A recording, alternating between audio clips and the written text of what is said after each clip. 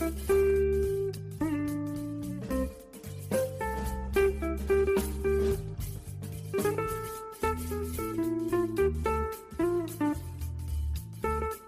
listening to WQEE 99.1 FM, The Key in Noonan, Georgia, home of Braves country with Mac Magee and the Armchair Quarterbacks, weekdays, 3 p.m. Eastern to 5 p.m. Eastern, right here on The Key, Southern Sports Talk with the voice of Braves country baseball, Mac Magee. Joined every day from sports analysts from all over Braves country, talking college football, the NFL, Major League Baseball, and what's trending in the world of sports. Braves country today. We go live 3 to 5, weekdays, right here on WQEE.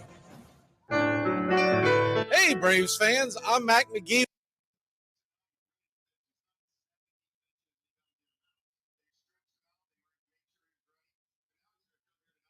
Courage, pure radium. H is for horns were his love.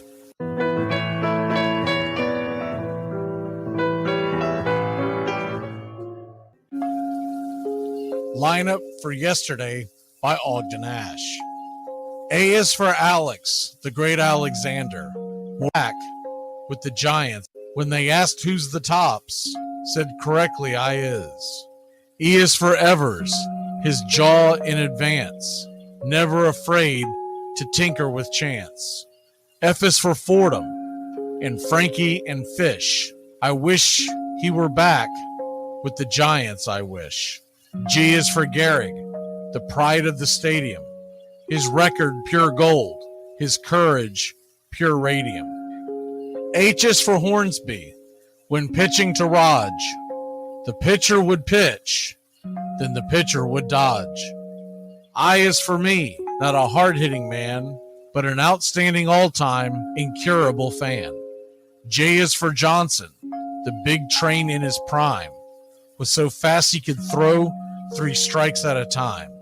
K is for Keeler, as fresh as green paint, the fastest and mostest to hit where they ain't. L is for LaHoy, whom Clevelanders love, Napoleon himself with glue in his glove. M is for Matty, who carried a charm in the form of an extra brain in his arm. N is for Newsom, Bobo's favorite Ken. You ask how he's here, he talked himself in. O is for Ott, of the restless right foot. When he leaned on the pellet stay put. P is for Plank, the arm of the A's. When he tangled with Matty, games lasted for days. Q is for Don Quixote, Cornelius Mack.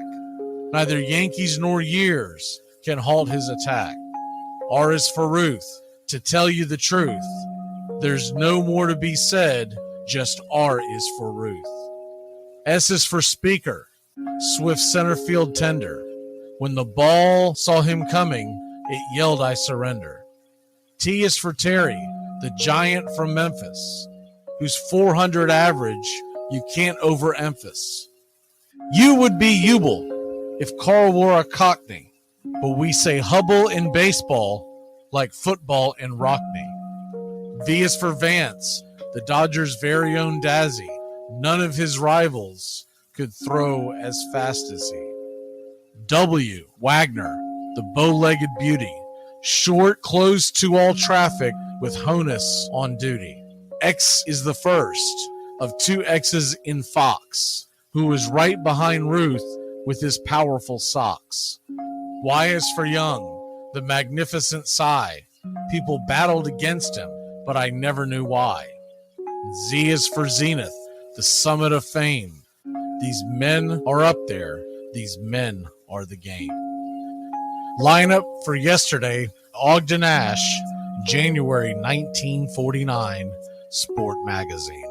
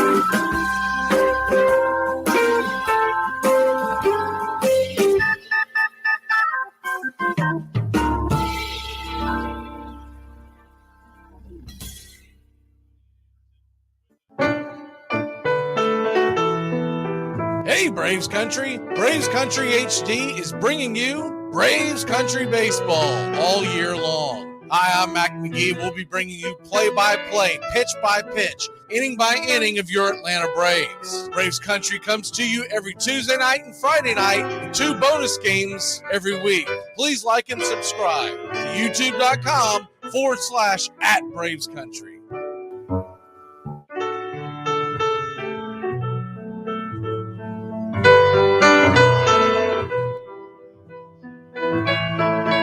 Casey at the Bat by Ernest Lawrence Thayer.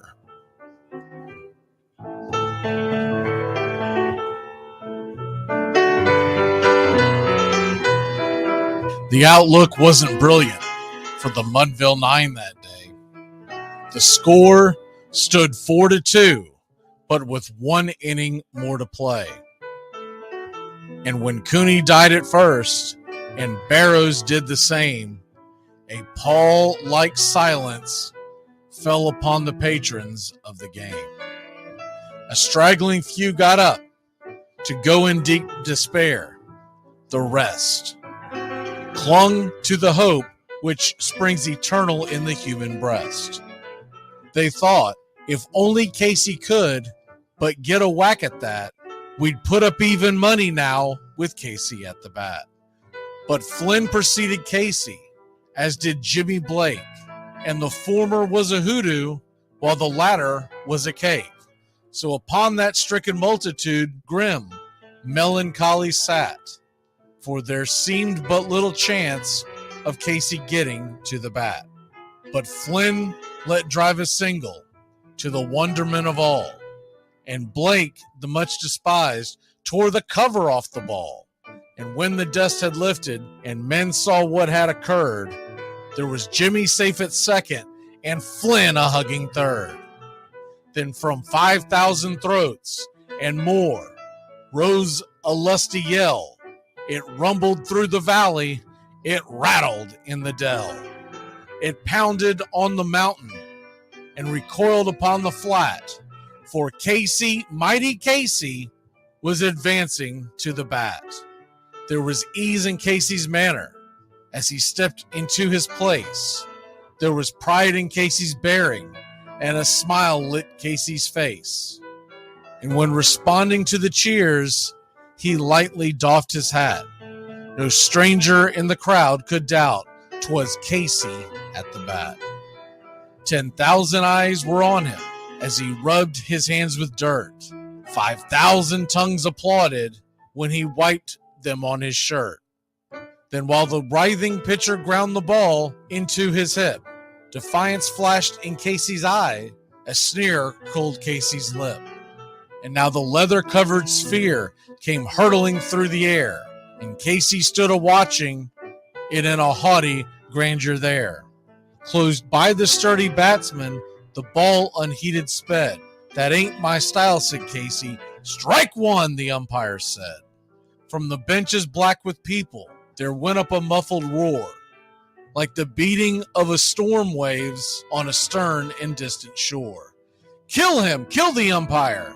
Shouted someone on the stand, and it's likely they'd have killed him had not Casey raised his hand. With a smile of Christian charity, great Casey's visage shone. He stilled the rising tumult. He bade the game go on. He signaled to the pitcher, and once more the dun sphere flew. But Casey ignored it, and the umpire said, "Strike two." "Fraud!" cried the maddened thousands, and echoed answered, "Fraud!" But one scornful look from Casey, and the audience was awed. They saw his face grow stern and cold. They saw his muscles strain, and they knew that Casey wouldn't let that ball go by again. The sneer is from Casey's lip. His teeth are clenched in hate. He pounds with cruel violence his bat upon the plate. And now the pitcher holds the ball, and now he lets it go. And now the air is shattered by the force of Casey's blow. Oh, somewhere in the favored land, the sun is shining bright. The band is playing somewhere, and somewhere hearts are light. And somewhere men are laughing, and somewhere children shout. But there is no joy in Mudville. Mighty Casey has struck out. Casey at the Bat, Ernest Lawrence Thayer, published June 3rd, 1888. San Francisco Examiner.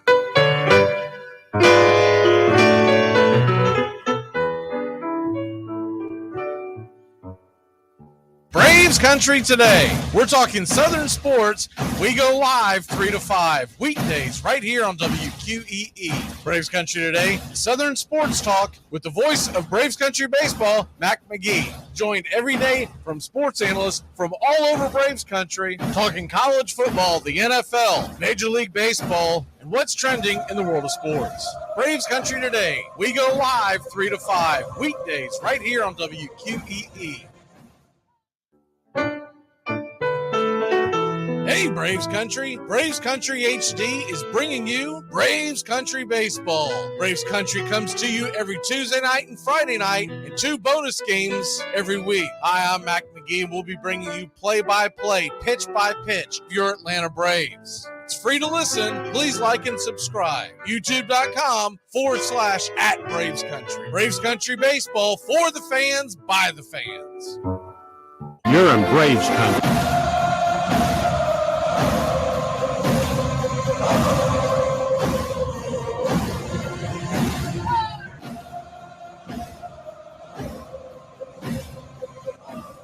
Time to get you set for Braves versus Reds tonight. And first pitch coming up at 7:20 here on Braves Country HD. I'm going to go ahead and dive into the starting lineups, as you'll get the full lineups and all that right before first pitch. But I wanted to go ahead and take a quick overlook. By the way, do want to mention something. Ian Anderson, the news came out this afternoon. I don't know, probably around 1 p.m.-ish, 2 p.m.-ish, somewhere in that area, that according to sources from ESPN, and they have been since verified by other Braves writers, that Ian Anderson is going to undergo Tommy John surgery. If you look what he has done in the last, we'll say 6 to 8 months, maybe that is the reasoning that he's had such a tough go of it. You could make the argument that without Ian Anderson, Braves don't get anywhere close to the World Series in 2021. Everybody remembers Max Fried Game 6, but what everyone tends to forget is how unhittable Ian Anderson was. And if there would have been a Game 7, he was going to be our starter, and I had the utmost confidence. I remember going into that, I had the utmost confidence that he was going to be bringing home the championship. Max Fried was the one, if you remember, that was all over the place, got bombed out in LA. And he was the one that we were really worried about whether or not he was going to pitch well in Game 6. He ended up pitching phenomenally, even after getting stepped on there at first base. But it would have been Ian Anderson in Game 7. I still think he was going to bring it home. But Ian Anderson's going to have Tommy John surgery. We wish him the best of luck on that. Timeline, you got to look at typically he'll be back sometime at the end of 2024, but probably not on the big league team. My guess would be he'll come back in late summer of next year if everything goes according to plan. And they'll try to get him some innings down on the farm and get him ready for 2025. That's most likely what the scenario is going to be for Ian Anderson. So, though a lot of folks may not be thinking about it being a big deal right now, it is a big deal because that's depth in our pitching. And you typically need about a dozen guys to make it through, dozen starters to make it through a 162-game season because of injuries and whatnot. And we're already down Ian Anderson, who was being counted on to carry some of those innings at some point this year. Now, down on the farm this year, he's been terrible. 6.14 ERA in 3 appearances, 8 walks, 8 strikeouts. Last year, he had a 5 ERA. But a lot of pitchers will tell you that when you finally get the Tommy John surgery, it's usually a buildup over time, a wearing down of your arm that you're fighting through the pain. And then eventually it gets to the point where it's affecting you so much. It's affecting your velocity, et cetera, that you got to go under the knife. Not everybody it pops one day and away you go. Some guys, they'll wear down over time and then they'll get it. But when you look at Anderson, he posted in 8 postseason starts in 2020, 2021, he was 4-0 with a 1.26 ERA. A huge reason why the Braves won the World Series in 21 and why we made it to the NLCS bubble ship in 2020. You remember 2020? That was patchwork. We essentially had 2 starters, and the rest of it we were bullpenning it to death. And it wasn't much better in 2021. That's why the postseason in 2022 was so darn disappointing, because we had such a good team going into that. And they were on a roll. And then they took that week off, and I think it just took the air out of them. But that's neither here nor there. Let's go ahead and get into tonight's action.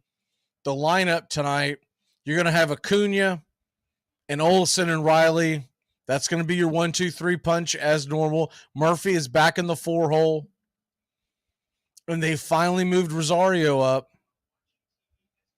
They've got him at the 5 spot. And I think that's more than anything else. That is so that he sees better hitting. better pitches.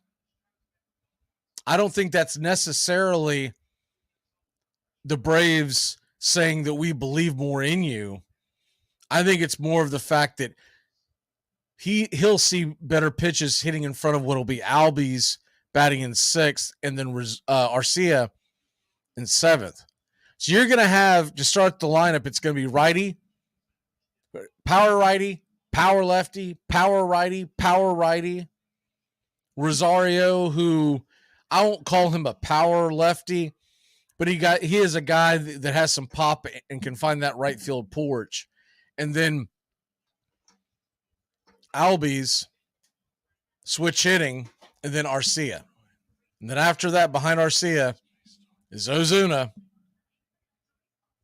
And batting 9th is going to be Hilliard. And if you look at tonight's starting pitcher for the Cincinnati Reds, it's Luis Cessa. And he is a right-hander.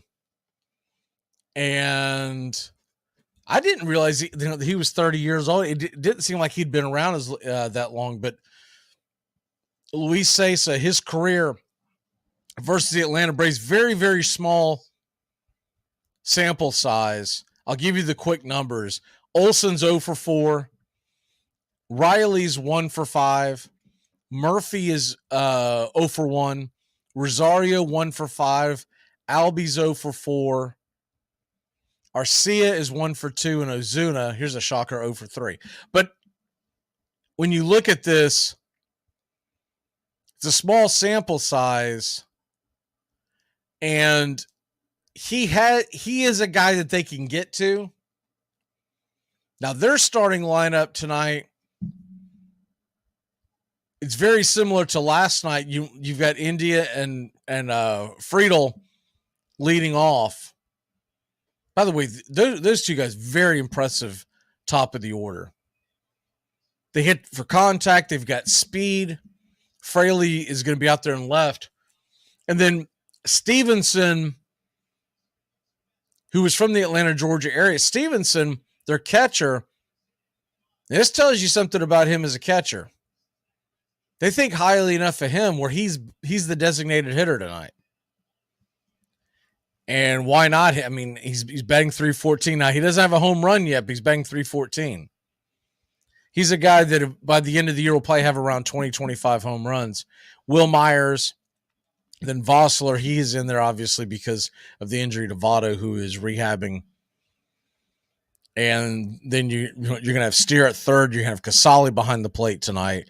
And Barrera, shortstop. Kyle Wright makes his debut for 2023, and there's a very small sample size on the guys that he's facing tonight. India's 1 for 3. Fraley 0 for 2. Myers 1 for 3. And Casale is 1 for 2. Now, the thing about Cessa is that he was a reliever early part of his career. So I don't have it in front of me, but I would think that some of these at-bats that the Braves have were relief. And even if you face a guy 5 times, but you face them all in relief, so it's one time at a pop, you don't get the same feel as when you get to see him 2-3 times in one night. And just so you're aware of it, nobody has hit a home run off of Cessa, and nobody has hit a home run off of Kyle Wright in either of these lineups. So you would think you're going to have a pretty high-scoring game. Low scoring game, considering the numbers I just threw at you, and there's no home runs, et cetera, et cetera. Well, Vegas thinks it's going to be a fairly high scoring game. The over under was sitting at 9.5 just a little while ago, and a lot of people are banging the over. They believe this is going to be. Cessa will probably go through the lineup twice, and then they'll probably start looking to the bullpen. Thing about Kyle Wright, we don't know what to expect. The last time we saw Kyle Wright, he was flame-throwing, right? And he was one of the best in Major League Baseball. But he's had a rough spring, and he's coming off that injury. I watched one cast today, and they were predicting that he was only going to go a couple of innings. I'm not believing that. If they thought he would only go a few innings, I think he would still be down there rehabbing. I think the goal, assuming that he's pitching well, is that Wright goes in there for 5-6 innings tonight. At least 4. Now, that's assuming that he's pitching well. You never know what you're going to get, especially the first start of the season. He's a little behind everybody else. But I would tend to think that he's going to pitch pretty well. But after that win last night, that big win last night, the walk-off home run with Murphy, your ultimate goal in Major League Baseball, day in and day out, week in and week out, is to win the series. That's all. And I'm not talking about the World Series. I'm talking about the series in front of you. So the win last night means you only need to get one more of the next 2 days to win the series. Obviously, we want to sweep. You always want to sweep. You're always greedy when you're a fan. But the goal is to win the series. And you've got Kyle Wright tomorrow and tonight. Tomorrow it's supposed to be Spencer Strider. You feel pretty good about your chances of beating the Reds at home one of the next 2 nights or possibly both of them. And so as good as Elder looked, and I expect him to get the ball again this weekend against the Royals, Kyle Wright, he's going to be asked to pitch tonight, and he'll probably, I would say they're going to try to skip Dylan Dodd in the rotation, if possible. They haven't made a move per se, but I think that's what they would try to do, or at least push his start back. Because the thing about Dodd is, I went back and watched the game again, and the thing that you have to look at him, he really only has 2 top-end pitches. And when his slider's not hitting like it was not Sunday night, he's very predictable. He's going to try to lean on that fastball.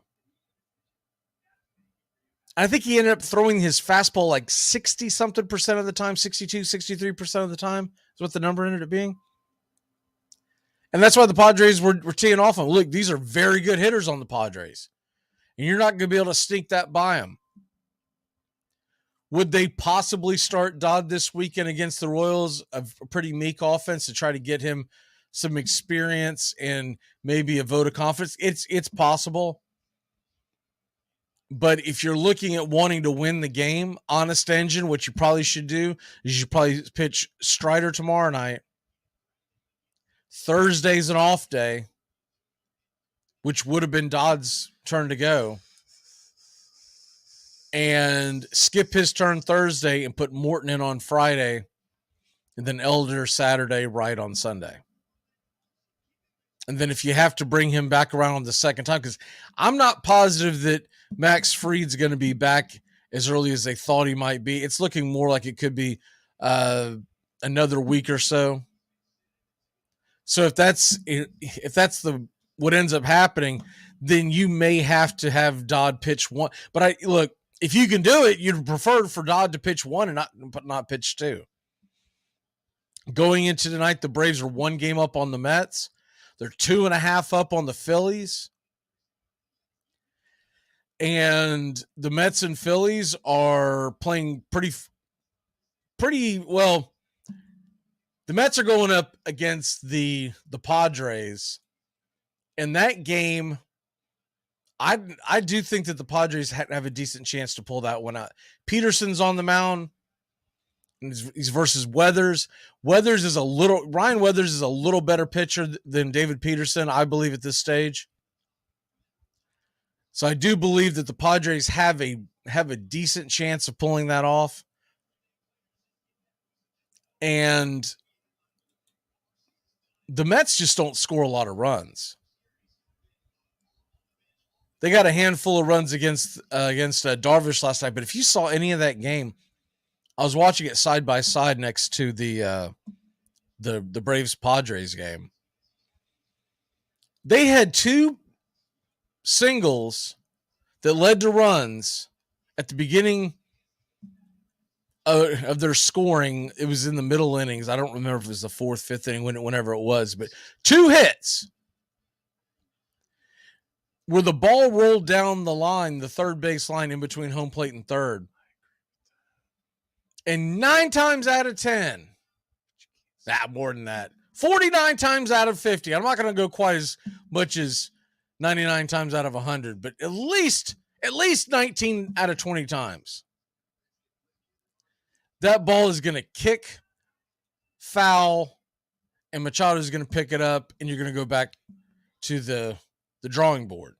But 2 times that ball stayed fair, and that led to some runs. And the first thing I thought of, I was a little surprised that nobody referenced it this morning, but the first thing I thought of, you remember when the Braves played the Mets in the middle of the summer last year, and Strider, I want to say it was a Sunday afternoon game, and Strider pitched, and he had that happen to him, broken bat singles and balls rolling down the third base line, staying fair, that kind of nonsense. And there was like 4 or 5 infield hits essentially that the Mets got on him. And Strider came out and said, "You're not going to get that lucky against me every time." It was something to that effect. I know I'm probably butchering the quote, but you get the gist of it. And the Mets faithful, they were all up in arms about it. How dare he? And look, he was right. I don't know if he was right to say it, but he was right about what he said. And the next time that the Braves played the Mets, they smoked them. And sometimes you're going to get lucky like that in baseball. Sometimes you're going to get incredibly unlucky. But sometimes you're going to get lucky like that. I think the Padres are going to come out and give the Mets all they can handle tonight, because that's going to be a pretty high-scoring game. If you get you're going to give me a high-scoring game between the Mets and the Padres, I'll take that Padres offense all day long. And then the Phillies and the Marlins, this one will probably be a little lower scoring. It's Luzardo versus Aaron Nola tonight. Luzardo, if you haven't paid attention to what he's done so far, he's gone 12 innings, giving up 1 run, 15 strikeouts. And Nola, he struggled. He struggled a little bit. He's 9 innings. He's got a 7.45 yard rate. Now, remember, he got bombed against Texas, but I expect Nola at home to pitch much better, especially against the Marlins, who are very, very meek offensively.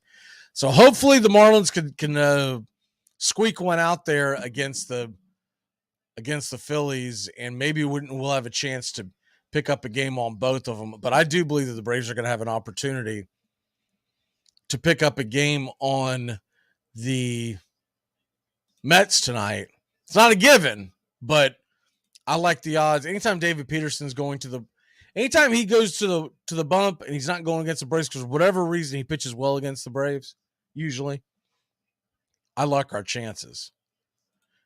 And if you're wondering about the series tomorrow, Mets, Padres, they do have an early game tomorrow.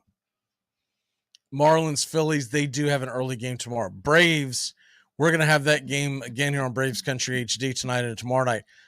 Braves, Reds, that is a 7:20 first pitch.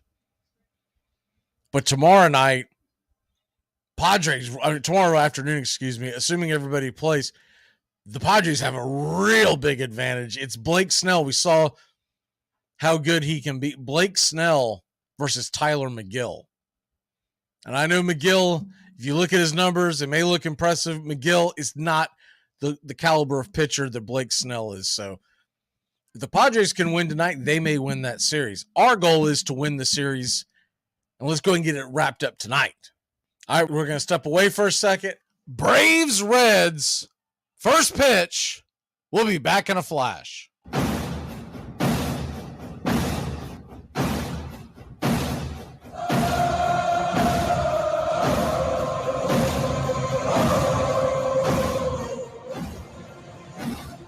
You're listening to WQEE 99.1 FM, The Key in Noonan, Georgia. There's something kind of about a kid that's never played baseball.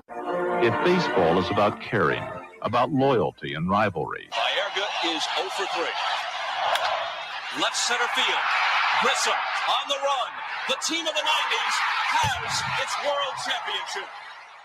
There's a very peaceful thing. It was created and played in pastures and meadows. There's grass, there's outdoors, there's everything that people thought was American and feel about America. You get in a ballpark, and it's the wonder of walking through that dark tunnel and seeing a huge open space where men play the little boy's game.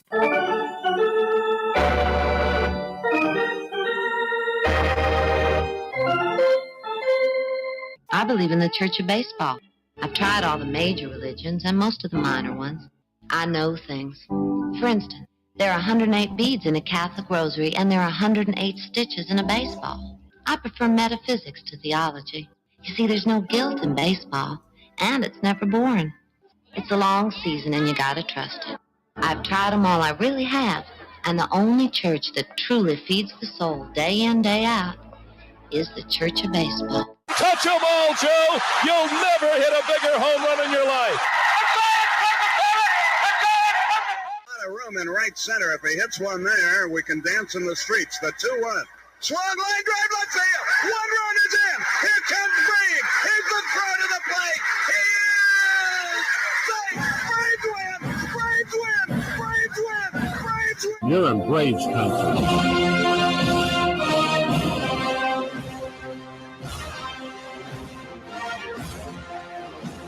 We're down to one strike here. Gurriel, the last hope for the Houston Astros. Here's the 0-2 pitch. Swung on, bounced over to Dansby. Dansby fires it over to first. And here comes the dog pile. Fire the cannons in the battery. Do the chop all throughout Braves country. Pop that top. Your Atlanta Braves have won it all.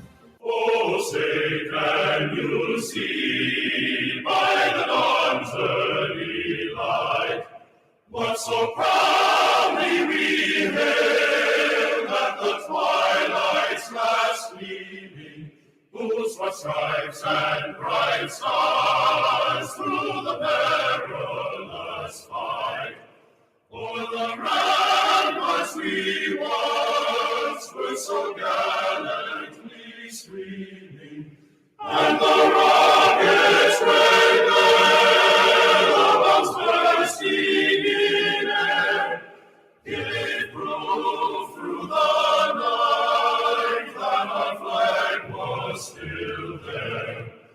Oh, say does that star-spangled banner yet wave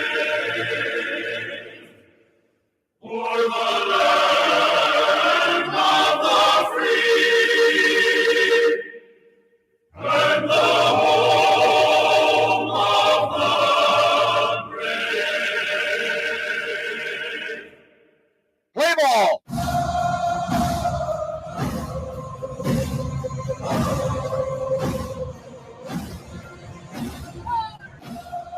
Hey, howdy, hi, and how the hell are you? Pull up an armchair, girls and boys, and join us for Braves Country Baseball. Good afternoon, y'all. We are live, and the scene is Truist Park in Atlanta, Georgia, where we're set to bring you pitch-by-pitch, play-by-play of your Atlanta Braves. Hi, I'm Mac Magee. Here are your starting lineups for today's action.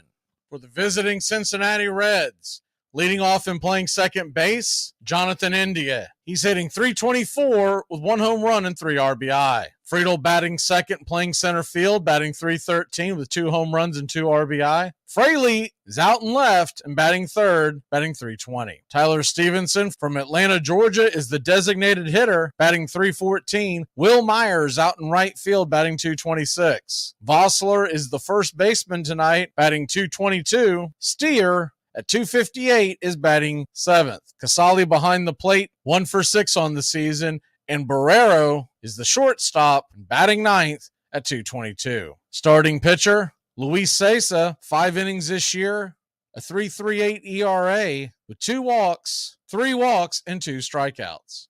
For your hometown Atlanta Braves, leading off and playing right field, Ronald Acuna Jr., 340 on the year, 2 home runs and 5 RBI, 5 stolen bases. Matt Olson batting 333 with 3 homers and 11 RBI. He's batting second and playing first. Austin Riley batting third, playing third, batting 300, 2 home runs and 7 RBI.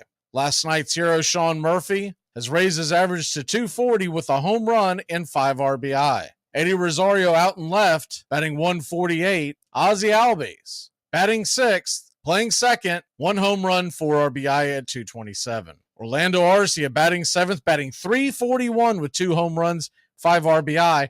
Ozuna with 2 home runs and 2 RBI, batting just .071 and batting eighth. He is the designated hitter. And Sam Hilliard is your center fielder, 313 on the year with a stolen base. Starting pitcher tonight, it is the season debut of Kyle Wright, 21-game winner last year. He'll toe the rubber from the right-hand side. We are just about ready for Braves Country Baseball. Grab you a cold one, pull up an armchair. First pitch is just moments away.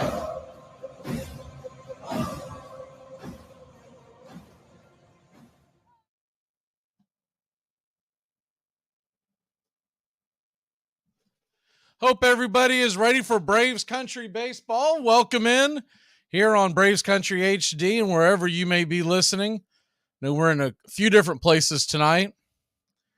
Kyle Wright is about to take the mound for the first time since 2022. 13-2 last year at home with a 2.86 ERA. The Braves are an all-white, Braves across the chest. And it's time for the first pitch of Braves Country Baseball. First pitch rattles in there inside for a ball, and it's 1-0. Righty-righty matchup, Wright versus India, and the 1-0 is across for a strike. It's 1-1. Wright quickly back to work. The 1-1 pitch swung on and fouled down the line. 1-2. We'll see how Kyle Wright has adjusted to the pitch clock. Jonathan India, last year, 249, 10 home runs. The 1-2 pitch swung on and grounded over towards short. Arcia scoops it, flips it. It's a 6-3 putout and a great start to the 2023 season for Kyle Wright. Looked like that might have been the curveball, got him off balance a little bit. Welcome in here to Braves Country Baseball. Hope everybody's having a great Tuesday evening. We're here every Tuesday night and Friday night and 2 more bonus games each week. First pitch on the way to Friedel is a curveball top of the zone called for a strike, and it's 0-1.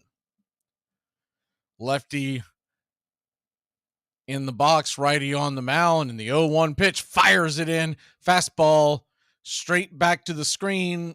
We got it 0-2. The 0-2 delivery from Wright.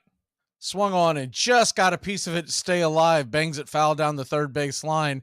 We'll do it again at 0-2. Cincinnati Reds in the road grays and the red caps, red lettering. The 0-2 pitch swung on, and that ball is hit hard into right field on the fly. Acuna will make the catch, and there's 2 away. Braves once again in the home whites top to bottom. Braves across the chest with the tomahawk in red, numerals in red, lettering in navy, and the outline in navy. So that'll bring on Fraley to the plate. Righty-lefty matchup. In the first pitch to Fraley, it's flipped in there for a curveball just off the plate wide. It's 1-0. Fraley batting .320 with 1 home run. The 1-0. Misses high. It's 2-0. Standing on deck is Tyler Stevenson. We'll keep you abreast of what's going on with the Padres and Mets. The 2-0 pitch. High and out of the zone. It's 3-0. Padres and Mets are scoreless. That game is in the bottom of the first.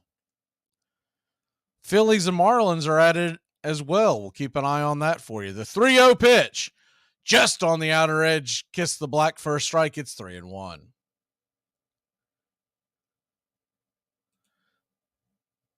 The 3-1 delivery on the way and off the plate wide, ball 4, and Kyle Wright has his first free pass. The Reds have something brewing here. 1 on with 2 away. Real quick on that scoreboard. Marlins lead the Phillies 1-0. That game is in the 3rd. So that'll bring Stevenson to the plate. Normally their everyday catcher, but he's designated hitter tonight. And the first pitch on the way is a 94-mile-an-hour fastball over the plate for a strike. It's 0-1. We'll also keep you updated with the Atlanta Hawks and what they're doing in their play-in game in the NBA playoffs. The 0-1 pitch swung on and fouled straight back. It's 0-2.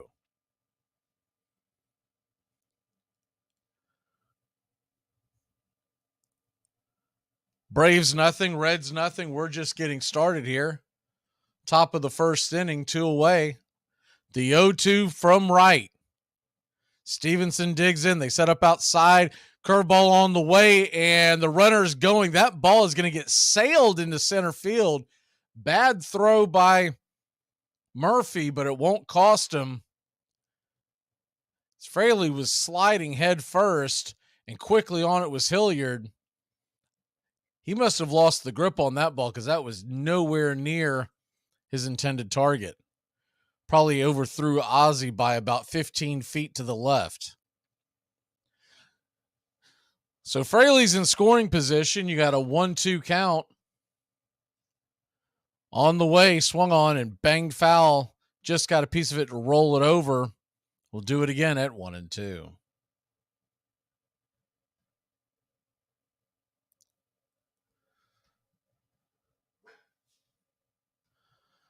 Braves nothing, Reds nothing. A 1-2 count with 2 away. 10 on the pitch clock. Here's the delivery. Swung on and fouled down the line. We'll do it again.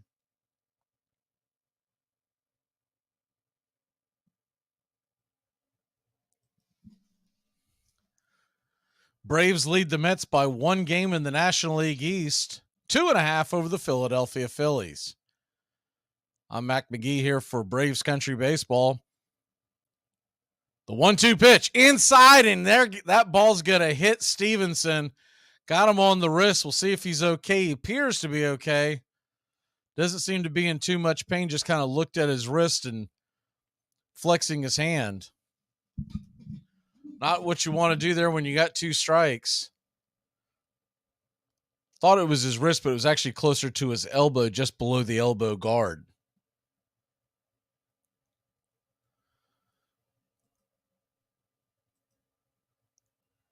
So that'll bring up to the plate Will Myers. Myers, the former San Diego Padre, stands in the righty-righty matchup, and the fastball misses high and out of the zone. It's 1-0.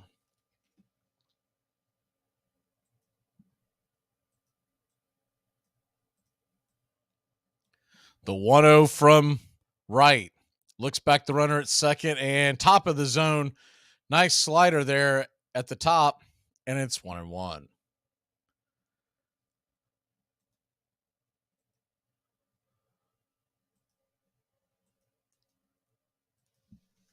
The 1-1 pitch.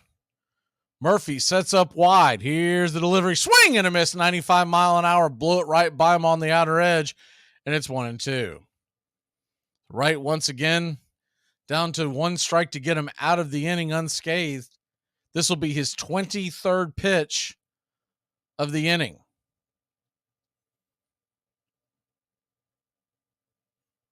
Myers digs in.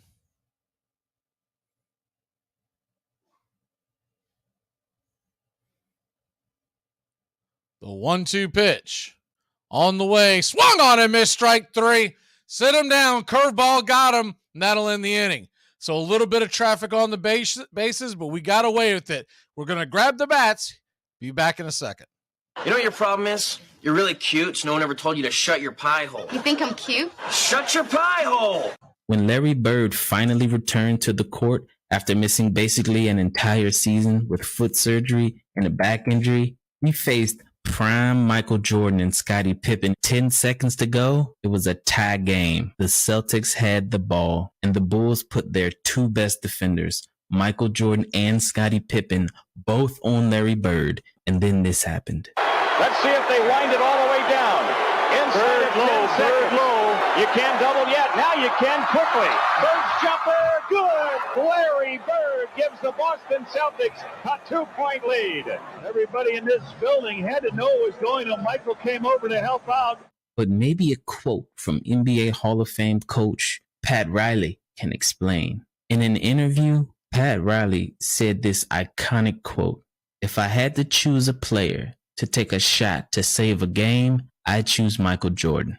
If I had to choose a player to take a shot to save my life, I'd take Larry Bird." By the 1880s, newspapers and magazines, and now baseball cards, printed up to help boost the sale of cigarettes, brought into the homes of young boys a generation of baseball heroes they would never get to see in person. Pete Browning, the old gladiator of the Louisville Eclipse, had a lifetime batting average of .343 and was the idol of Kentucky fans.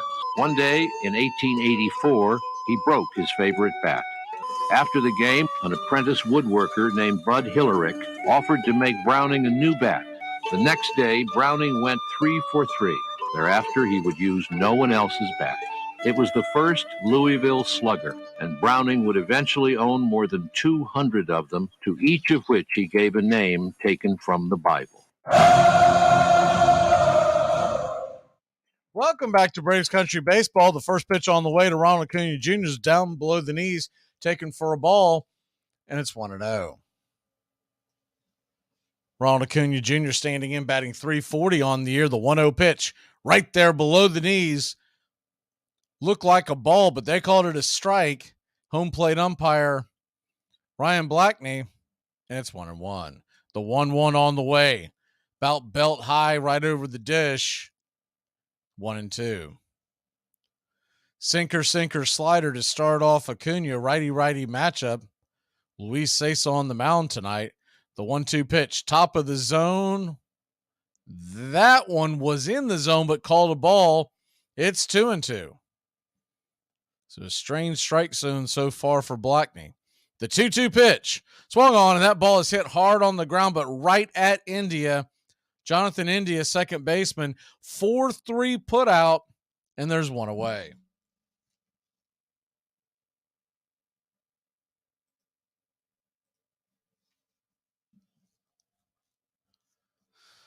Luis Cessa, career starter, 30 starts, has a 1.2 whip, 4.67 ERA. First pitch on the way to Olsen is skipped up to the plate for a ball, and it's 1-0.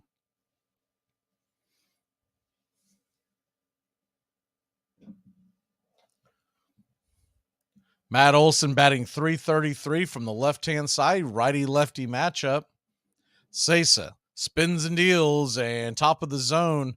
He is not giving the high strike tonight. It's 2-0. So it appears that Blackney has a low strike zone. The 2-0 pitch swung on and fouled down the line. It's 2-1. He's missed a couple of calls below the zone, but is, by extending it, making them strikes. He's not calling them at the top of the zone. The 2-1 pitch off the plate wide. It's 3-1. So slider, sinker, slider to start off the at-bat.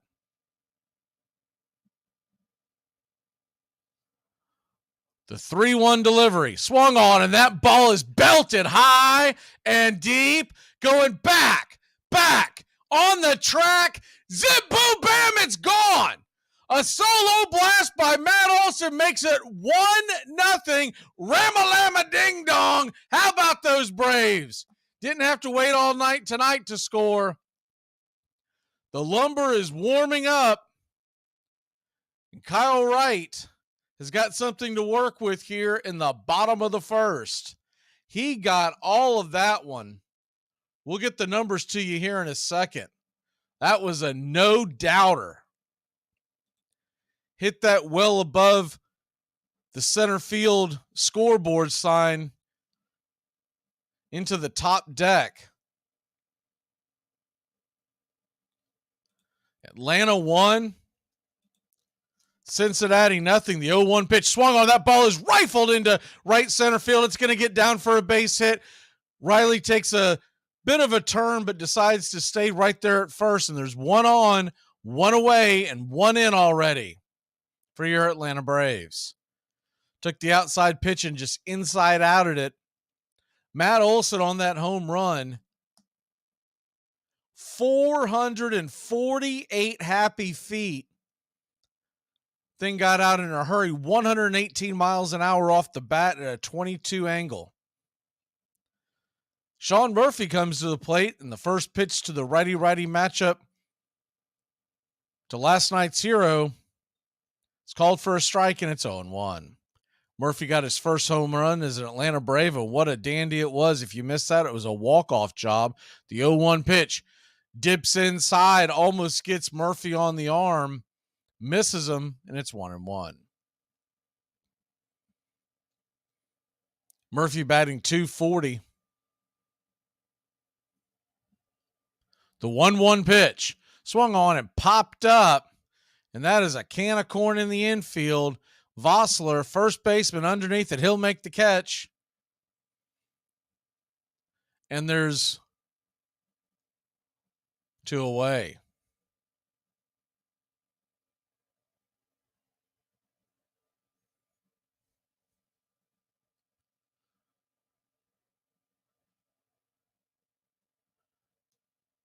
So that'll bring up Eddie Rosario to the plate, righty-lefty matchup. Rosario looking to get his bat going, batting just 148 on the year, and the first pitch to Rosario is inside for a ball. They call that a high strike. It's 0-1. 392 OPS.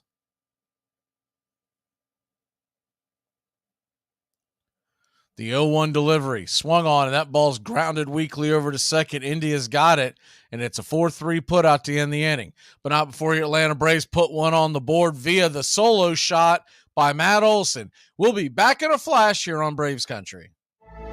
What does it take to break you? What does it take to break your focus because you get frustrated about what happened on the last play? What does it take to make you give in? What does it take to break you? It's going to be difficult because you're getting yourself ready to play an entire season at a high level. Armchair Quarterbacks Radio covers the whole SEC the whole season long. Now, here's Tua stepping back, loads up, looks long, throws, end zone, touchdown! Alabama! Devontae Smith! Touchdown, Alabama! And the Crimson Tide has once again ascended to the top of the college football mountain. Again, it's going to be Crapel, wing, and the kicker, Drew Alamo. LSU remains undefeated. Passes away, penalty flag down. Lamar Thomas has got it. Lamar Thomas is on his way down the sideline. George Teague is after him and runs him down. Takes the ball away from him. Teague's got the ball. Well, congratulations to the LSU Tigers, the 2008 BCS National Champion. Armchair. SEC! Roger Connor of the New York Giants was the era's greatest home run hitter. He smashed 138 during his career, a record which would stand until Babe Ruth came along. You're listening to Braves Country Baseball on Braves Country HD. Please like and subscribe today, youtube.com/@Braves Country.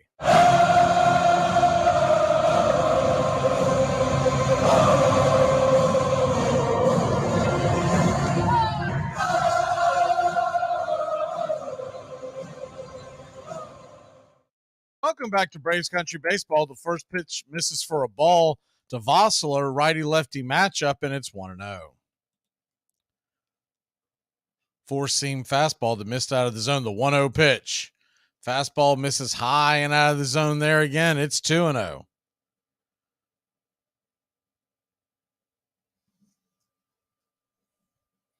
The 2-0. Outside ball 3-0. So Kyle Wright, a little bit erratic to start the game. 3-0 delivery from Kyle right there at the knees. Maybe a touch below, it's 3-1. He's giving that low strike. Hopefully they're paying attention to that and will take advantage of the 3-1 pitch right there, just above the knees. Curveball for a strike. Nice pitch by Kyle Wright, and it's 3-2. The full count delivery on the way. Swung on. That ball's hit hard, but right at Olson. Olson grabs it, flips it to right, who's covering first, and there's one away. Good defensive stab by Olson. It's great to have that platinum glover hanging out there by the bag every night. We've been a little bit spoiled with that over the years. Went from Freddie Freeman to Matt Olson. If it's possible, he's, I think, a touch better defensively than Freddie. First pitch on the way to Steer. Righty-righty matchup. The third baseman takes it out of the zone. High and wide, it's 1-0. 2 home runs on the year, 909 OPS, 258. Curveball right there for a strike on the inner cut, just above the caps. It's 1-1. The 1-1. Just off the plate wide. Good eye by Steer. That curveball danced off the plate and just out of the zone at the last second. 2-1. Right working quickly. The 2-1 pitch swung on, and that ball is hammered into left field. It's going to get down on a one hopper straight to Rosario. Rosario's got it, and he'll keep Steer to a 1-out single. That'll bring Casali to the plate.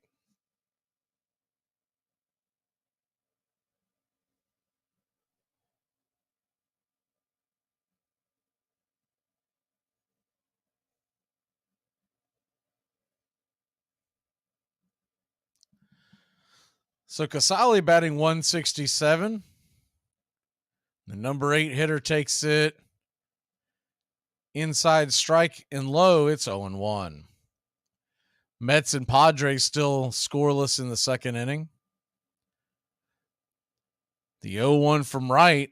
Kicks and deals, swung on, and that ball's bounced up the middle. Arcia's got it, flips it to Albies.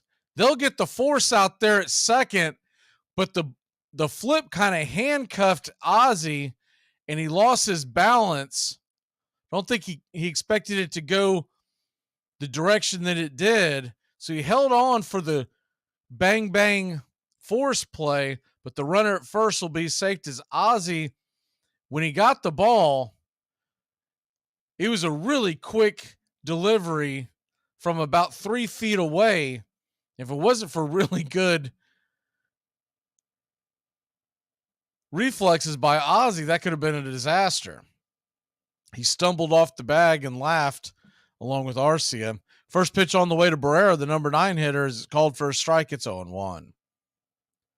The 0-1 from right swung on and fouled down the line. Curveball on the outer edge to start the at-bat. It's 0-2.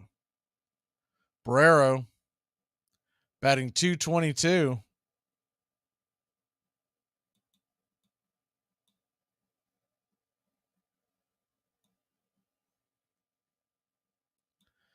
The 0-2 pitch is popped up. Can of corn. Can somebody get it? Here comes Acuna. He's on a dead run, and he'll make the catch in foul territory. Good hustle by Ronald Acuna Jr. to end the inning. Reds threatened but failed to score. We'll grab the bats, up 1-0. You saying you want a piece of me? I can drop you like a bag of dirt. You want a piece of me? You got it! Ryan Sandberg stepping in to lead it off against Danny Cox. Sandberg walked his first time. Last time up, he grounded out third to first. 1 ball and 1 strike. Swung on, fly ball, left center field. That sends Coleman back, and that ball is gone. Home run for Ryan Sandberg. He hit it into the basket. And that gets the Cubs on the scoreboard with their first hit of the afternoon. Ryan Sandberg's first home run of the year. Hey, Braves Country. Braves Country HD is bringing you Braves Country Baseball. Braves Country comes to you every Tuesday night and Friday night and 2 bonus games every week. Hi, I'm Mac Magee, and we'll be bringing you play-by-play, pitch-by-pitch, your Atlanta Braves. It's free to listen. Please like and subscribe. YouTube.com/@Braves Country. Braves Country Baseball for the fans, by the fans. Denton True Young was an ungainly, out-of-place farm boy when he came to the Cleveland Spiders in 1890. Even his teammates took to calling him Cy, short for Cyrus, because he seemed so countrified. But Cy Young held the Chicago White Stockings to just 3 hits to win his first game, and then went on to win 510 more before he was through, a record never even approached by any other pitcher. You're listening to Braves Country Baseball on Braves Country HD.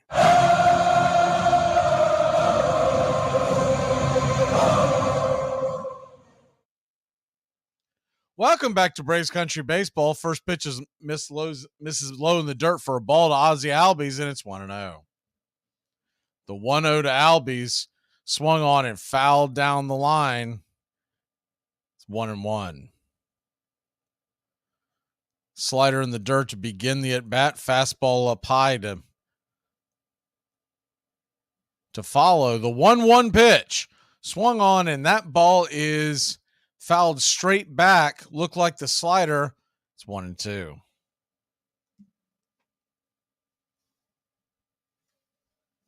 Braves 1, Reds nothing. The 1-2 pitch. That ball is banged towards the first base dugout. We'll do it again at 1-2. Ozzie Albies batting .222 on the young season.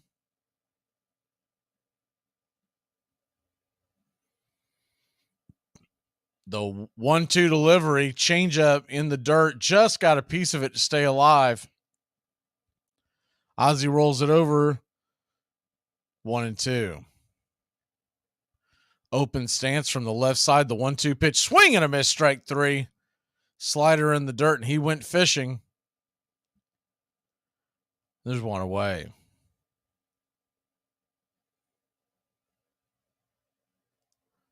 So that'll bring up Orlando Arcia to the plate. Arcia batting .341. Second on the team currently. First pitch to Arcia is top shelf strike. 92-mile-an-hour sinker. And it's 1-2. 0-1, excuse me. Arcia 2 home runs on the year at .937 OPS. The 0-1 pitch swung on and grounded over towards short. And making the play is Barrero. He spins and fires it. It's a 6-3 putout. 2 away here in the bottom of the second. Kind of just rolled that over. Pitch a little out of his reach. That sinker of Sesa kind of dips on you in the last second. So that'll bring Marcell Ozuna to the plate. He's batting .071 with 2 home runs. The first pitch to Ozuna is taken for a strike. Slider just above the knees. It's 0-1. The 0-1 pitch. Just off the plate. Good eye by Ozuna. Evens up the count at 1-1. Marcell digs in, waving his bat around. The 1-1 swing and a miss. 1-2. He's got the neon yellow sleeve on his right arm. Elbow pad on his left. The 1-2 pitch in the dirt. Blocked by Casali. 2-2. Sam Hilliard stands on deck. The 2-2 delivery. Swung on and banged foul down the third base line. Do it again at 2-2. 2 outs here in the bottom of the second. A 2-2 pitch to Marcell Ozuna. Sesa looks in, gets the call, and chips it in there for a ball 3. I think that was the slider that just fell out of the zone. Good take by Ozuna. So a full count here in the bottom of the second. Swung on and just keeps it alive, rolls it foul. We'll do it again. Braves got some bad news today. Ian Anderson, if you're just joining us, Tommy John surgery. 3-2 pitch to Marcell. Swung on, and that ball is hit into center field, but right at Friedel. He'll make the catch, and that'll end the inning. 3 up, 3 down. We'll be back in a flash here on Braves Country. Watch with my chair. Now, Cresslers is repairing it, and they're going to bring it right away. Repairing it? Yeah. Somehow I get from that it got broke. The Rocket City Trash Pandas threw a no-hitter but still lost the game 7-5. No, you heard that correctly. Let us explain. The Chattanooga Lookouts, who are the Cincinnati Reds AA team, were getting no hit and losing 3-0 in the 7th inning to the Trash Pandas, the Angels AA affiliate. And by the grace of the baseball gods, something magical ensued. After a pop-out, a strikeout, and 3 walks, the bases were loaded with 2 outs. Jacob Hurtubise walked to bring in the first run. Then Jose Torres hit a fly ball to center, and the center fielder completely whiffed on it. Next 2 hitters are hit by a pitch to load the bases back up, and then he hit another to make it 5-3. Bases are still loaded. Serta walks to bring in another run to make it 6-3. Shortly after that, a wild pitch brings in the 7th run. The Lookouts never recorded a single hit. They wound up winning the game 7-5. Mike Kelly was the trickiest player who ever handled a baseball. There was nothing he would not attempt. Baseball rules were never made for Kel. The most popular and most notorious star of the 19th century was Michael Joseph King Kelly, the sure-handed catcher for the Chicago White Stockings. He was so skilled at stealing bases, he once stole 6 in a single game, that he inspired a popular song, Slide, Kelly, Slide. He sometimes cut across the diamond, skipping second altogether when the umpire was not looking. Kelly drank as hard as he competed. Once, A.G. Spaulding put Pinkerton detectives on his trail and accused him of having been in a saloon at 3 a.m. drinking lemonade. Kelly was indignant. It was straight whiskey, he said. I never drank a lemonade at that hour in my life.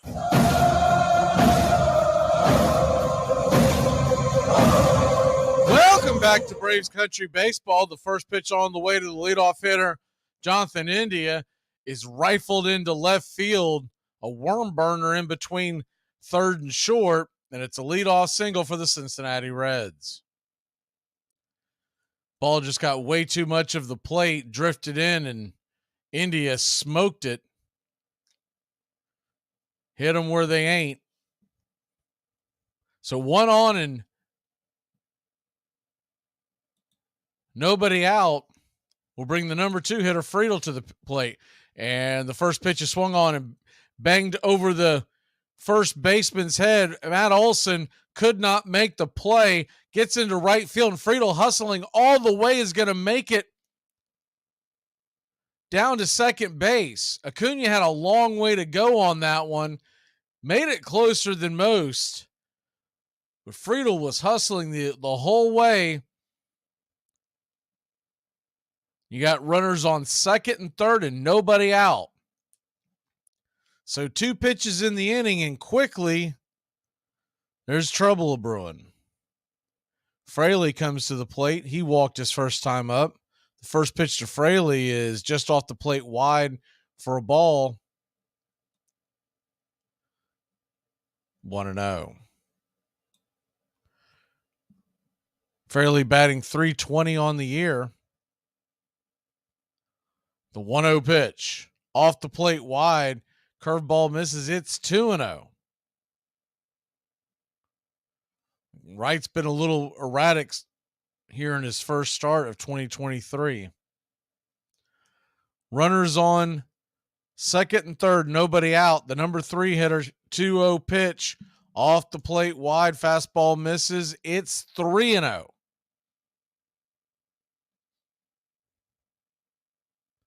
Standing on deck, Tyler Stevenson. The 3-0, way outside, wide, ball 4. So he's walked the bases loaded. There's nobody out. At this point, damage control would be what Braves would be looking for as Murphy comes to the mound to try to calm right down. Looking for minimal damage here. With speed on the base paths, figure it's got to be darn near impossible to come out of here unscathed. That'll bring Stevenson to the plate. He was hit by a pitch his last time up. He's batting .314 with a .756 OPS.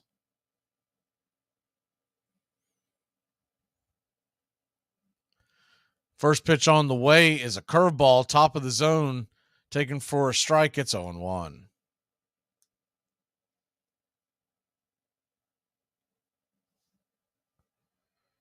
Braves 1, Reds nothing. Nobody out.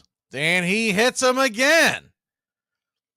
Flips a pitch inside again, and again he hits Stevenson.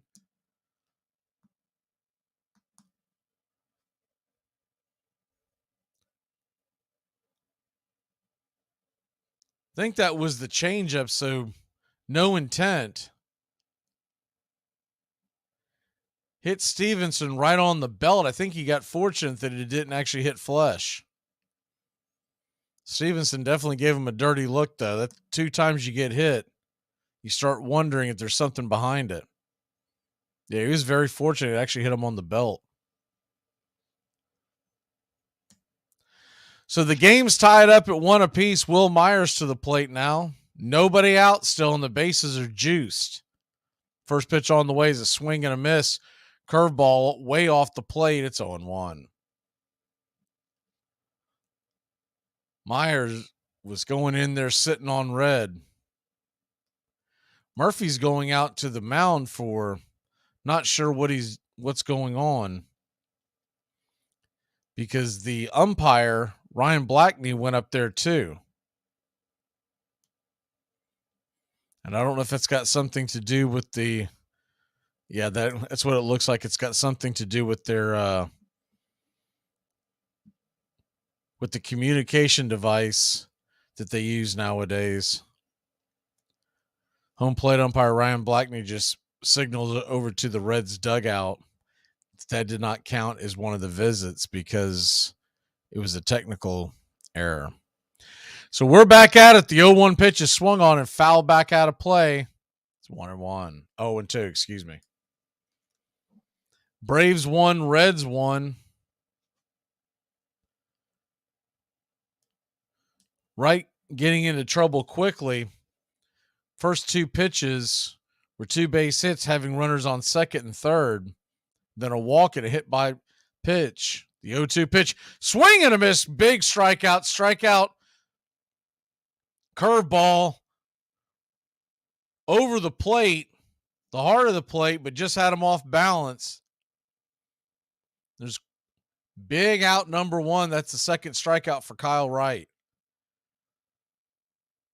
Now a double play can get you out of this mess. First baseman Vossler comes to the plate. Righty-lefty matchup. The first pitch on the way is swung on and missed. Fastball, top of the zone. It's 0-1.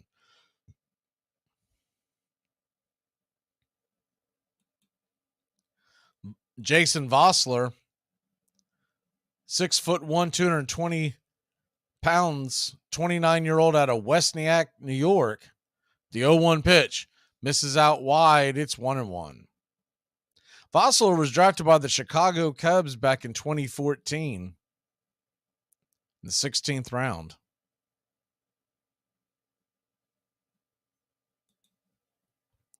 The 1-1 on the way. Top of the zone, called for a strike, and it's 1-2. Good pitch hit the zone That was a pitch that Blackney was not calling a strike earlier. Thankfully, we got it there. The 1-2 from right. He steps off the mound for a second.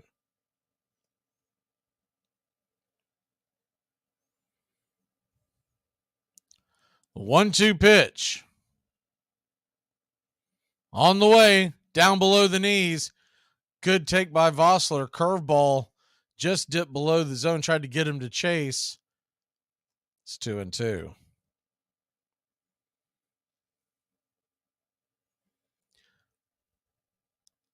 Friedel on third, Fraley on second, Stevenson on first.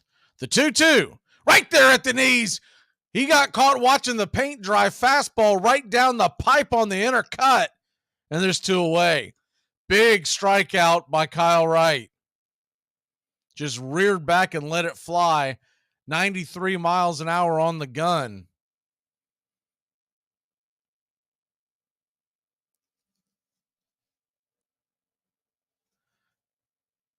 Looked like a 4-seam that had just a tad bit of 2-seam action as it dipped back in. First pitch on the way from right is a curveball off the plate wide. It's 1-0. Same pitch that he got Will Myers to swing at the first time up, or the 2 batters ago. Excuse me. Righty-righty matchup. Spencer Steer, 1-for-1 with the single, takes the 1-0 pitch for a strike right there at the knees. It's 1-1. Steer has 2 home runs. He's 0 for 3 with runners in scoring position and 2 outs. The 1-1 from right. Swung on and fouled straight back. It's 1-2. So Kyle Wright is 1 strike away from getting out of this horrific mess with minimal damage. The 1-2 pitch. He kicks and deals, swung on, and that ball's banged over towards second. Ozzie has to dive, grabs it, spins, fires it to first, and instead he is safe. A run scores, and Olsen had to throw the ball down to home plate as Fraley was coming around, excuse me. And the throw, though a good throw, Murphy was hit just as he was trying to make the play, and the ball kicked out. So it's 3-1 Cincinnati. Doesn't look like anybody is going to challenge the fact that the runners hit the catcher. So what could have been a great play to get us out of the inning instead leads to 2 runs. It'll be an infield single, and the first pitch on the way to Casali is off the plate wide. It's 1-0. The 1-0 from right. Runners on the corners, 2 away. Right there, top of the zone, and I don't know how he missed that call. Ryan Blackney calls it a ball. It was well within the strike zone. 2-0.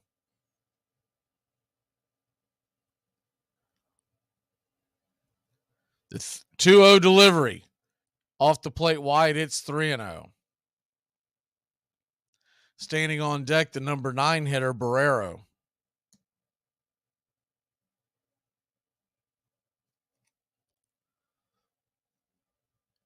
The 3-0 from right. On the way. Inside. Strike called. It's 3-1.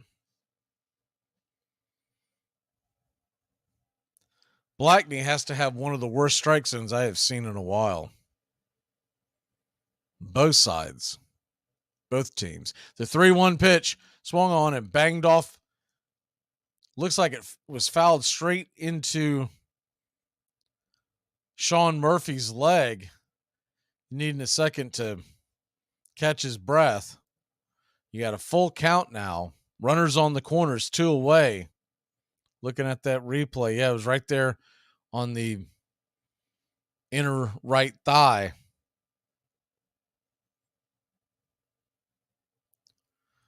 He says he's okay. Reds lead at 3-1. You got a full count, runners on the corners, 2 away. Here's the pitch. Down below the knees, ball 4. Kyle right now at 64 pitches. You wonder how much longer they'll let him go as Kranitz finally comes out of the dugout to come talk to him.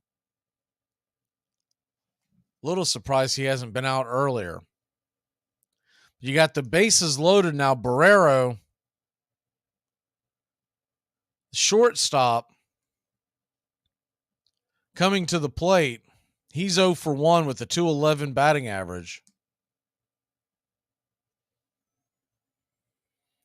Kranitz, Murphy, and Wright all going over their options. It seems like a do or die moment for Kyle Wright because the top of the order is looming behind Barrero.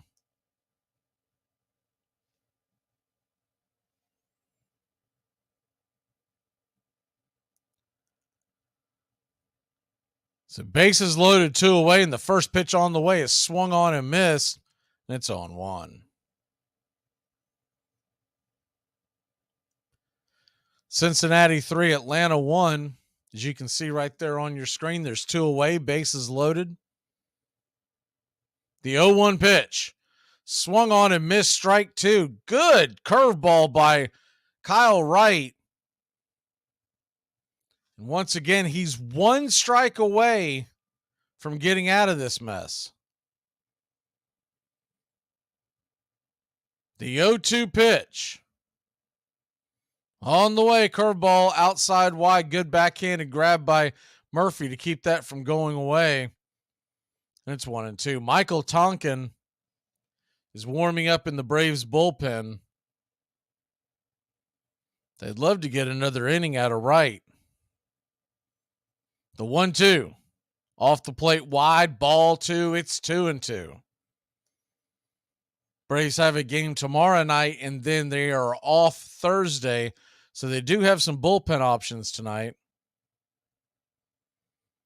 Bases loaded, 2 away, a 2-2 count. Here's the pitch. Right there, just off the plate.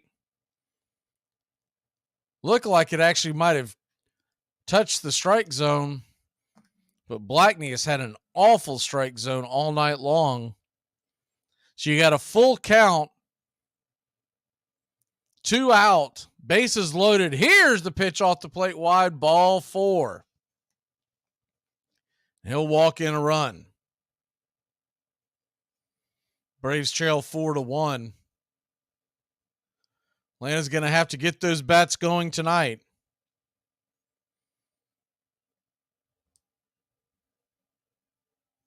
Kyle right now at 70 pitches.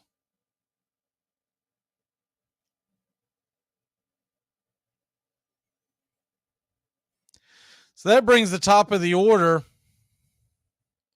Jonathan India comes to the plate, and Wright steps off. So he's burned a move to the bases already. First pitch on the way from Wright is a ball in the dirt, and it's 1-0. Atlanta Hawks lead Miami 36-27. That game is in the second quarter. We'll keep you up to date on that.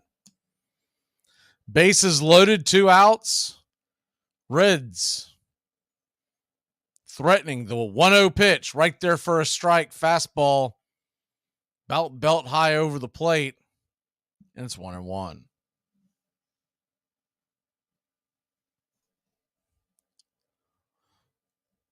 The 1-1 from Wright. On the way, right there for a strike. Nice curveball. Inner part of the plate, and it's 1-2. So once again, Kyle Wright down to 1 strike to get out of the inning. Can he come through? Bases loaded, 2 outs, the 1-2 pitch. Curveball just off the plate. Wright was heading towards the dugout, but it was called a ball. It's 2-2. That pitch did look to appear to be off the plate. So a 2-2 And there's something going on here with the Cincinnati Reds manager. He stopped play to talk to the umpire about something, not sure exactly what it was. Him and the umpire, Blackney, are having a conversation. Not sure what he could be. I think he's trying to get I don't know if he's trying to get something called on right, if it was the pitch clock, but Blackney doesn't appear to be giving it to him. So here's the 2-2 pitch. Swung on and grounded over to short. Arcee has got it, flips it to Ozzie, and that'll end the inning. But out before Cincinnati takes a 4-1 lead, the top of the order for your Atlanta Braves coming to the plate. Hi, I'm your biological dad. Hi. My name's Rob. Well, that's ironic. Why is that? Because it's kind of like what you did in my childhood. Armchair. You'll do anything to stay healthy. So isn't it time to think about your water? Aquasana water filters remove contaminants other filters don't, like lead, bacteria, viruses, and pesticides. Up to 99% of 88 contaminants, while leaving vital minerals you need like potassium, calcium, and magnesium. Visit waterfilter.com now for pure, delicious water and the ultimate peace of mind. Aquasana. Better water, better you. Braves Country today. We're talking Southern sports. We go live 3 to 5 weekdays right here on WQEE. Braves Country today, Southern sports talk with the voice of Braves Country baseball, Mac Magee. Joined every day from sports analysts from all over Braves Country, talking college football, the NFL, Major League Baseball, and what's trending in the world of sports. Braves Country today. We go live 3 to 5 weekdays right here on WQEE. In order to save us all some time, I will call all the males Daves and all the females Debbies. Debbie's actually my name. Then, out of fairness to the others, you will be Slagathor. Kelly and other carousing Chicago players were widely blamed for losing the championship to St. Louis in 1886. That winter, an exasperated Spaulding sold Kelly to Boston for the unheard-of sum of $10,000. Chicago fans were devastated. But Boston fans were so delighted, they presented their new star with a house and a carriage drawn by 2 white horses in which to ride to the ballpark. You're listening to Braves Country Baseball. Please like and subscribe today, youtube.com/@Braves Country. Welcome back to Braves Country Baseball. The Atlanta Braves trail 4-1. The first pitch on the way to Sam Hilliard is a rocket up the middle. He's going to try to stretch a single into a double. And Sam can. He stretches it all the way to it was a long single with speed and hustle. He is standing on second with nobody out. They were playing Hilliard away a little bit in center field. And he pulled that ball into the hole, took advantage of the fact that he saw them kind of asleep at the wheel. So the first pitch on the way to Ronald Acuna Jr. is inside for a ball. It's 1-0.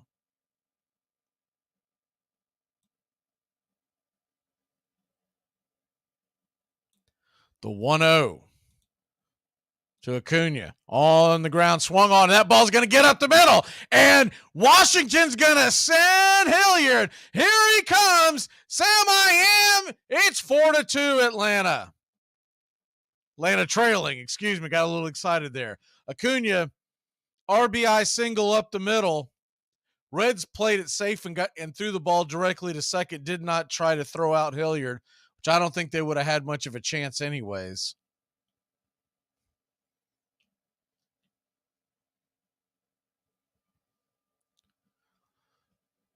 So 1 in, lead now just 2. The first pitch on the way to Matt Olson, who, if you're just joining us, hit an absolute mammoth bomb to start the Braves off in the first inning. Takes the first pitch outside for a ball. It's 1-0. Sesa flips and fires it over to first to keep Acuna close by. Acuna underneath the tag safely. We'll get back to it at 1-0. Righty-lefty matchup, the 1-0 pitch right there at the knees. Olsen kind of dipped down. If you're reading his body language, it's almost like he's saying, I should have swatted at that one. The 1-1 pitch to Olsen. Kicks and deals, swung on and fouled down the line. It's 1-2.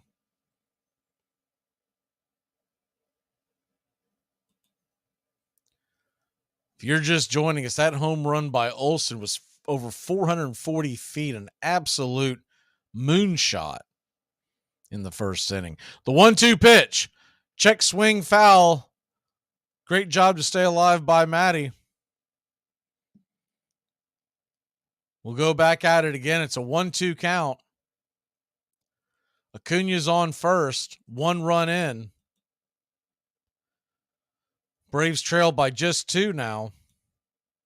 The 1-2 pitch, swung on and popped back foul, but out of play.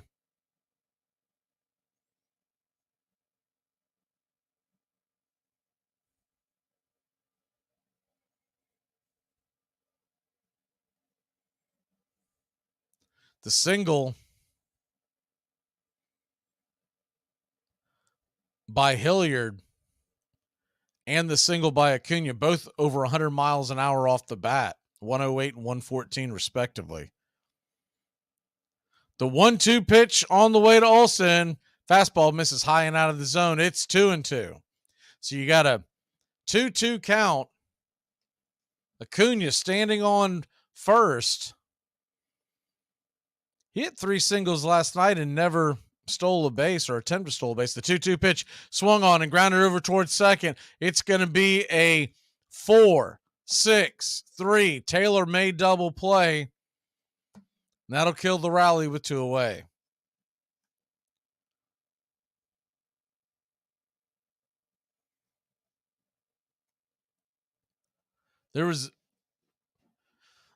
They had Jonathan India played way over to the right side of the infield. The shortstop was playing as far over as he could, but there was a big gap in between short and second. First pitch on the way to Riley is a little high, but called for a strike by Ryan Blackney, and it's 0-1. Riley 1 for 1. The 0-1 pitch in the dirt evens up the count at 1-1. Riley batting .317 now with a .908 OPS.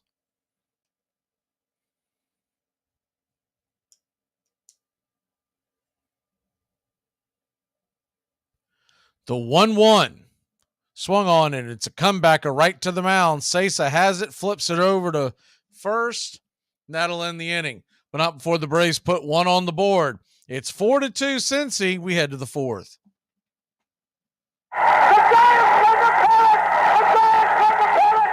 It's important to remember the value of taking time for ourselves to do the things that help us grow and explore, like learning something new. And now with the Great Courses Plus, it's never been easier to experience the joys of learning. The Great Courses Plus offers thousands of streaming videos that cover hundreds of fascinating topics, from World War II to choosing the perfect wine. You can even take a course on the U.S. government or dealing with stress and anxiety. And because the Great Courses Plus partners with world-class professors and experts, you're always receiving thoroughly vetted, high-quality content from every lecture. Plus, you can watch or listen anytime, anywhere with the Great Courses Plus app. So take a little time for you. Sign up for the Great Courses Plus today for a free month of unlimited access. Visit thegreatcoursesplus.com to get started. That's thegreatcoursesplus.com. I love King Kelly. I just love King Kelly. It's one of the great stories, my favorite, is a day when he was sitting on the bench. And the rule at that time was that if you wanted to substitute for a player, all you had to do was announce yourself. So a foul ball comes in the direction of the bench. Kelly stands up, yells out, "Kelly now catching for Boston." Catches the ball, and it's recorded as an out. This is the trickster. This is the villain. This is the fool. He is also a great, great player. He is all the wonderful archetypes of baseball wrapped into one. And he also managed to drink himself to death before he hit the age of 40. So that's also an archetype, alas, in baseball. Braves Country HD. Please like and subscribe today.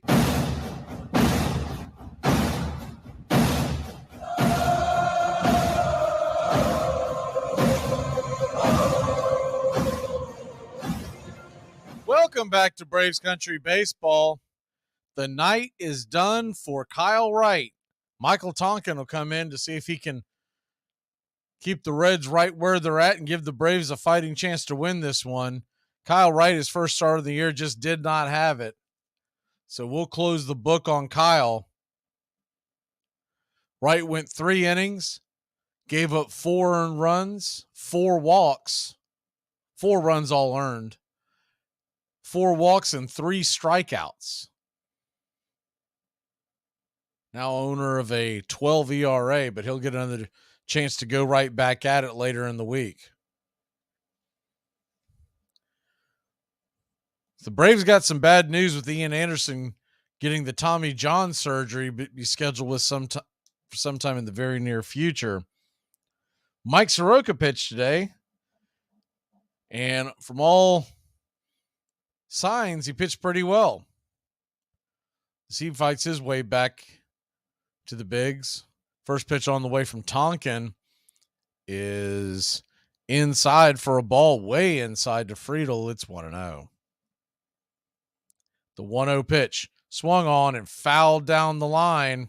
Out of play, it's 1-1. There's also news that came out of Braves camp that suggests that Max Fried may be back as early as this weekend. The 1-1 pitch off the plate wide. It's 2-1.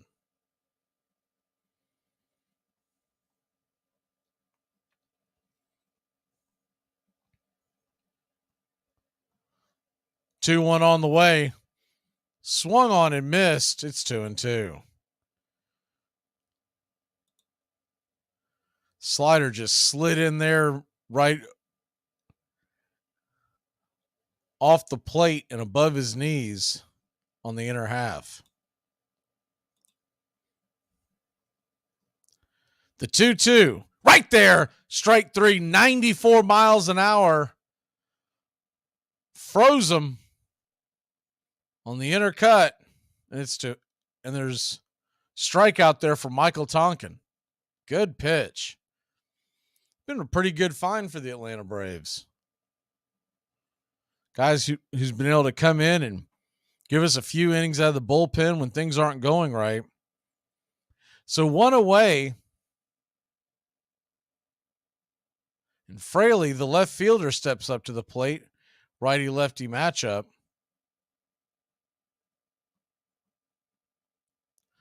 The 0-1 swung on and fouled straight back. It's 0-2.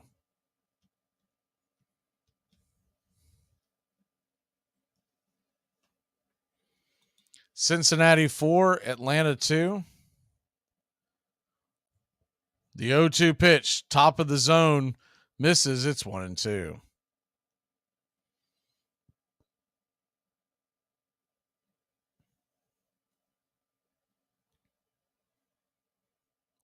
The 1-2 pitch, down below the knees, evens up the count at 2-2. Max Fried threw off the mound and did some light fielding drills today. He's eligible to be activated Saturday, and there's some optimism that it could be then or right after that. The 2-2 pitch swung on, and that ball is smoked into right field.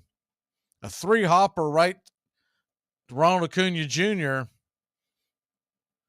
So a 1-out single gets the Reds going here in the top of the 4th.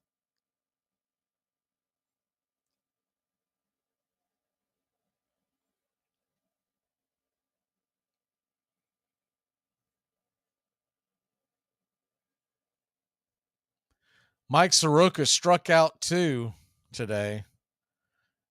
And here's the first pitch on the way, and the runner goes.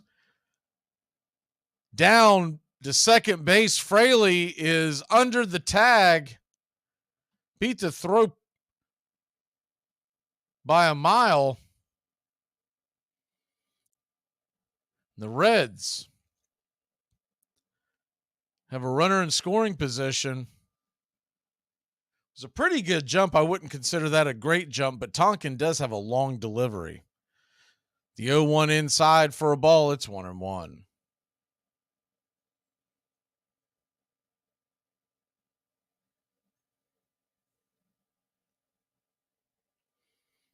One pitch swung on, and that ball's hit up the middle, making a sliding effort. He'll grab it, jump to his feet, spin it, fire it to first, and it's a 6-3 put out by Orlando Arcia from short.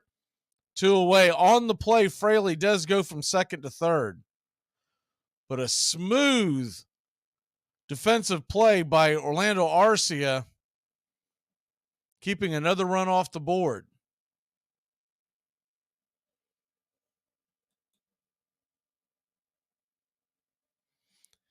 So that'll bring up the right-handed bat of Will Myers, and he takes the first pitch fastball, top of the zone, outer edge for a strike. It's 0-1.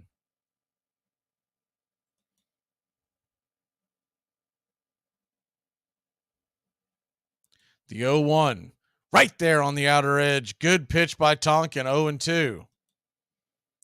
It's gone with the hard stuff. The first 2 pitches, both on the outer edge. See if he might try to get him to chase with an 0-2 count. Here's the pitch by Tonkin. Just off the plate, just below the knees. Good take by Myers. I don't know how he held up on that one. Runner on third, 2 away. The 1-2. Fastball top of the zone. He got caught watching the paint dry, and that'll end the inning. Myers wants to argue, but that will head to break.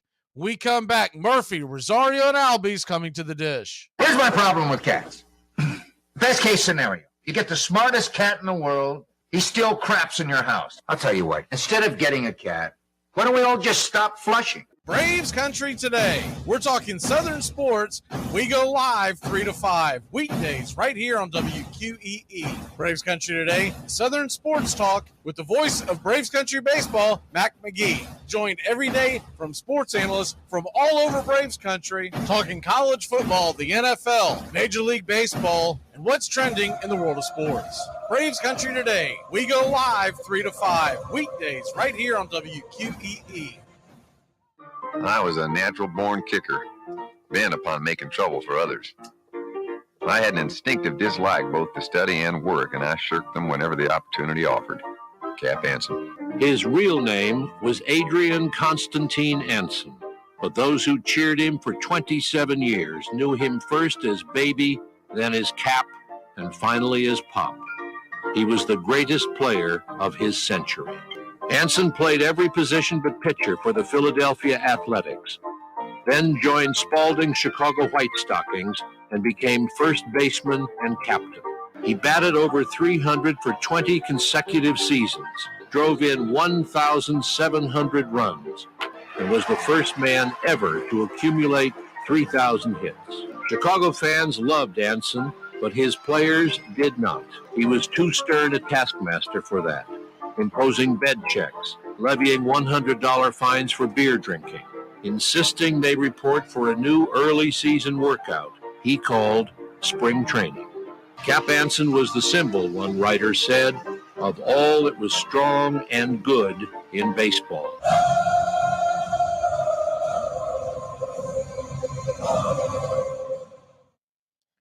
Welcome back to Braves Country Baseball. The first pitch on the way to Sean Murphy is down below the knees, out of the zone for a ball.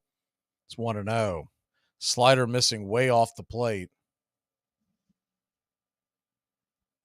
The 1-0. Swung on and banged off the plate, evening up the count at 1-1. Sinker at the top of the zone that Murphy just mistimed right over the edge of it.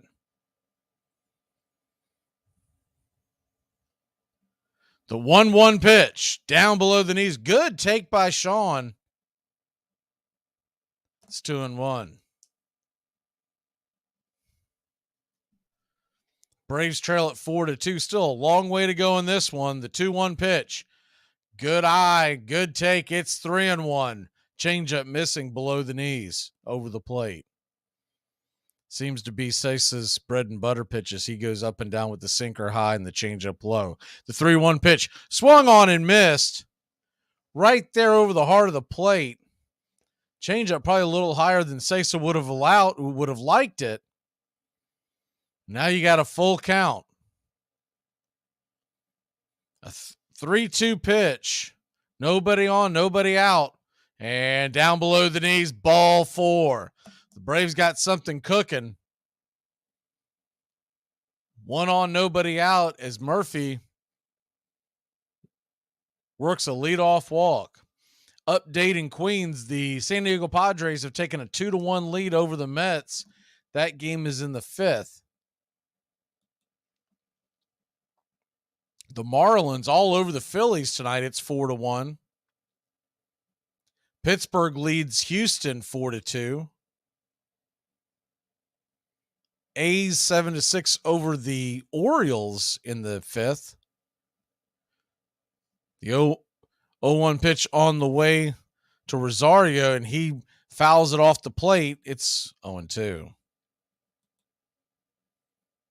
Automatic strike right before that for the time violation. The 0-2 pitch swung on, and that ball is hit high and deep into right field, going back on the track. Making the catch is Will Myers. Rosario went down and got that one, and it just ran out of gas. Caught right before the wall out in right field. So that'll bring Ozzie Albies to the plate. Ozzie's 0-1. Open stance from the left side. First pitch on the way is swung on. That ball is hit high. It's hit deep. It's going back. Jackpot over the wall. He'll take the grand tour as your Atlanta Braves have tied it up 4-4.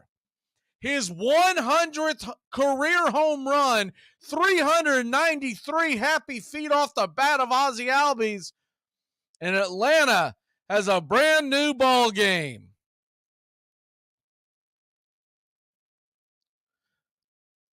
That changeup just hung up, and Ozzie timed it perfectly.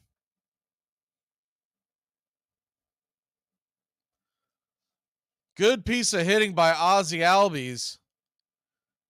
First pitch on the way to Orlando Arcia. Is it inside strike? Slider. 0-1. The 0-1 to Arcia. Swung on and hit hard on the ground, but right at the shortstop. It's going to be a 6-3 put up by Barrero to Vossler. And there's 2 away. Very, very reminiscent of the swing that Rosario had just put on that ball. But Ozzie got the bat head out a little further and a little lower, able to launch it into the chop house. So the first pitch on the way to Barcelo Zuna is down below the knees and over the plate for a ball. It's 1-0. Ozuna 0-1. Now batting .069. The 1-0 pitch inside. Ball 2, it's 2-0. The 2-0. Check swing foul, and it's 2-1. New York Yankees are pounding the Guardians. It's 11-2 in Cleveland tonight. Garrett Cole was on the mound. The 2-1. Swung on, and that ball is hit hard into left field. It's a worm burner under the glove of Barrero. Shortstop diving, but could not make the play. And it's a 2-out single to keep things going.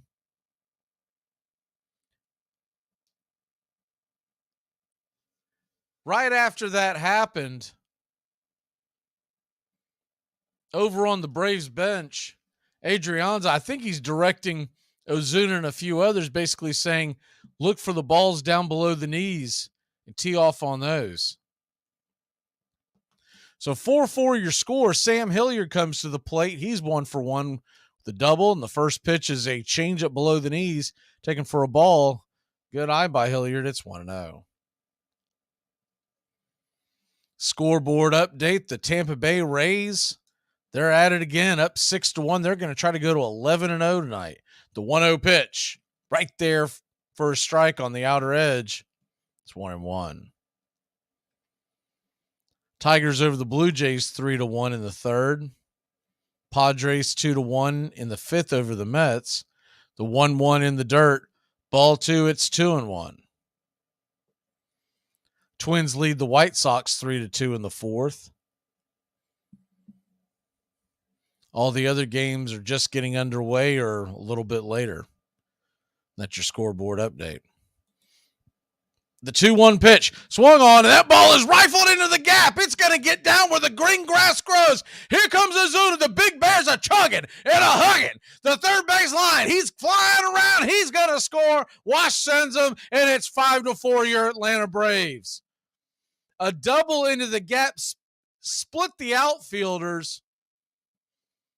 And Ozuna, I didn't know he still had those kind of wheels. He was just hauling it around from first. Good piece of hitting by Hilliard. His second double of the night, and this time he gets an RBI. Off-speed pitch that he stepped into was hung up a little bit, and Ozuna was off at the crack of the bat. He was gunning it. Looked like me running back and forth from the fridge. So that'll bring up Ronald Acuna Jr. to the plate. Acuna, 1 for 2 on the night. First pitch to Ronnie is kind of a half-hearted swing and strike. Slider over the plate that I think Acuna tried to stop his swing, but it's 0-1. The 0-1 pitch, inside, sinker, high and tight, it's 1-1. How is this for a beginning? Acuna's batting .347, Olsen .341, Arcia .326, Riley .310. The 1-1 pitch, down below the knees, out of the zone, it's 2-1.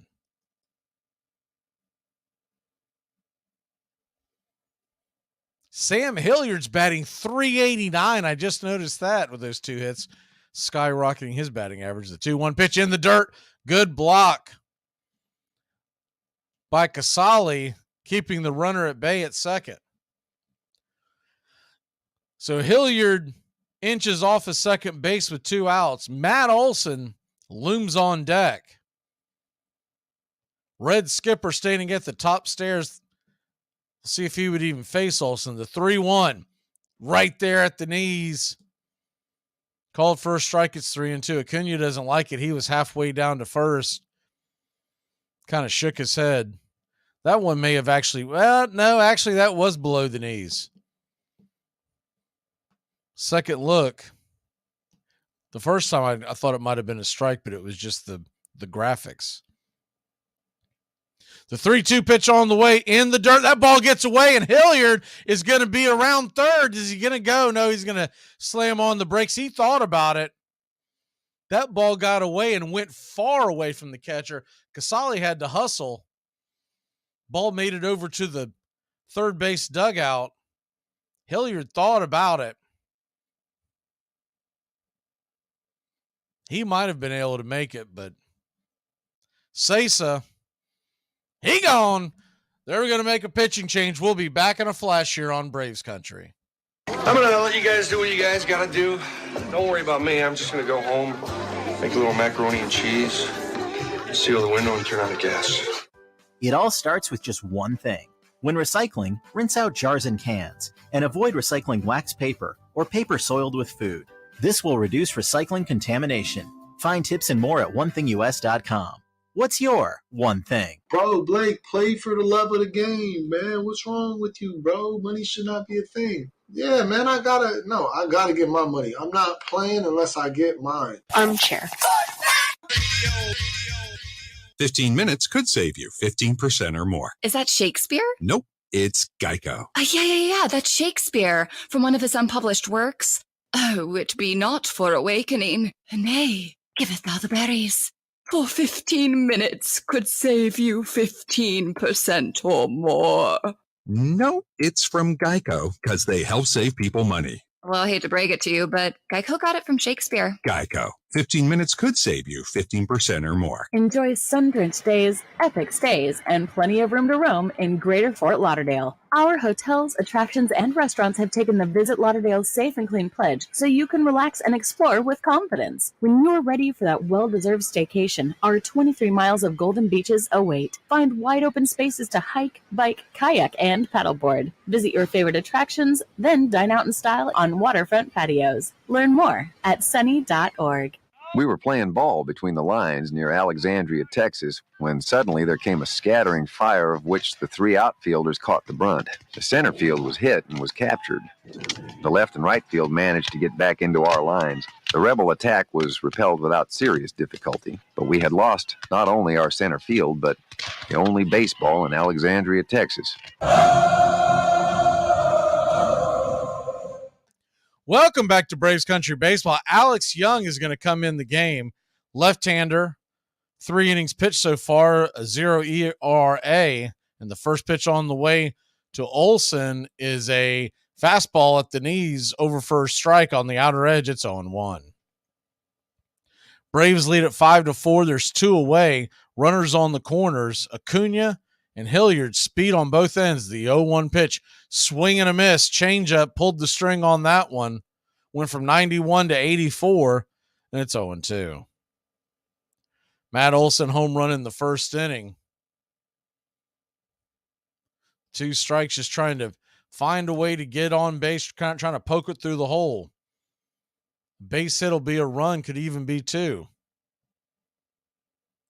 The 0-2 pitch, swing and a miss, strike 3, and that'll end the inning. But not before your Atlanta Braves retake the lead. We'll be back in a flash here on Braves Country Baseball. After these messages, we'll be right back. Here are some baseball facts you might not have known. In 1978, the Yankees handed out candy bars with Reggie Jackson on the wrapper called Reggie Bars. When Jackson was playing for the Baltimore Orioles, he said, "If I played in New York, they'd name a candy bar after me." In a 1947 college baseball game between Yale and Fordham, each team had a very notable player. The first baseman for Yale was future President George H.W. Bush, and the Fordham center fielder was legendary Dodgers announcer Vin Scully. H.W. Bush and Yale would go on to win the game 3-1. Hey, Braves fans, I'm Mac Magee with Braves Country. We'll be right here on the key all year long, giving you Braves Country Baseball, pitch by pitch, inning by inning of your Atlanta Braves. Make sure to catch Braves Country right here on the key. We go live 3 to 5. And we'll keep you up to date on the upcoming schedule for Braves Country. That's Braves Country HD and Braves Country Baseball right here on the key.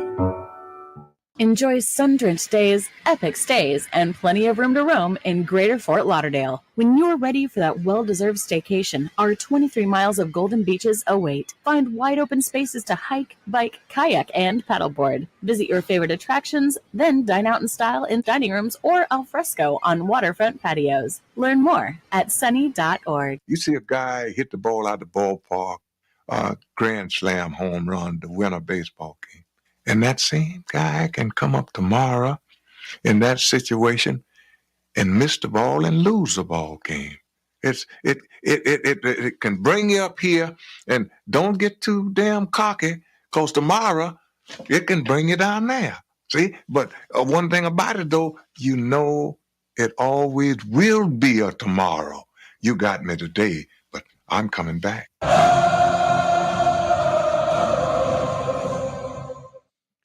Welcome back to Braves Country Baseball. Michael Tonkin's back out there. In the first pitch, bit of a delay. Tonkin, righty-lefty matchup versus Vossler.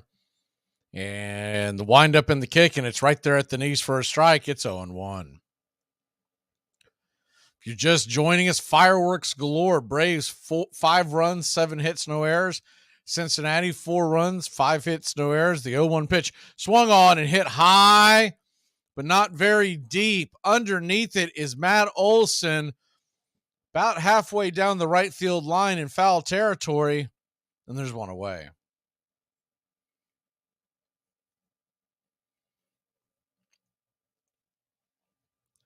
I don't know what Ozzie Albies said to him, but Olsen got a laugh at. It's great to see Ozzie back out there this year. You know the fans love him, but the players, they just feed off of his vibe. First pitch on the way from Tonkin to Steer is off the plate for a ball sinker way off the dish. It's 1-0.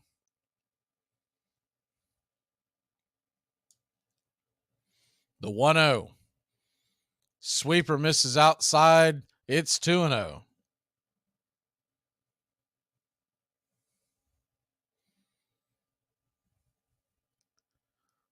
The 2-0 from Tonkin. Swung on and fouled straight back. Hit home plate umpire Ryan Blackney right in the face mask. He appears to be okay. He's got a big grin as he readjusts his masks. Maybe that'll help him see the zone a little better. He has been questionable at best tonight. The 2-1. Swung on and banged foul down the third base line. We'll do it again. Next Braves Country Baseball broadcast comes your way tomorrow night. 7:20 first pitch. The 2-2 swung on and popped up. It's a can of corn. Olsen calls off Tonkin near the mound. He'll make the catch, and there's 2 away. Braves Country Baseball, 7:20 tomorrow night. We'll have a guest co-host with us tomorrow night. Tones Ariola watches a lot of National League Central baseball. He's a Cubs fan, so we'll get his insight.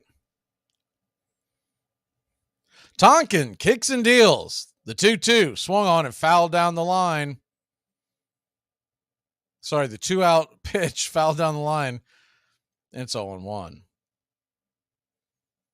What I was trying to say right before the pitch got thrown is the 0-1 pitch is off the plate wide. It's 0-2. It's 2-1 in New York. Padres lead the Mets. They're heading to the bottom of the 6th inning. Take a check on the 1-1 pitch, swing and a miss, and it's 1-2. Marlins lead the Phillies 5-3. That game is in the 7th. The 1-2 pitch on the way, swung on and fouled straight back.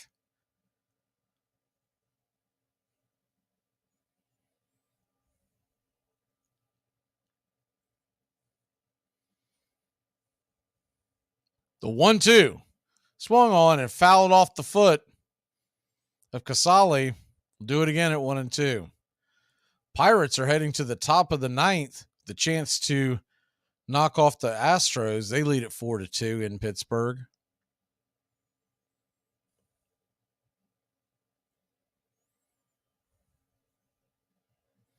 The 1-2 from Tonkin. Kicks and deals and dragged foul down the third base line again. We'll dial it up one more time. It's 1-2.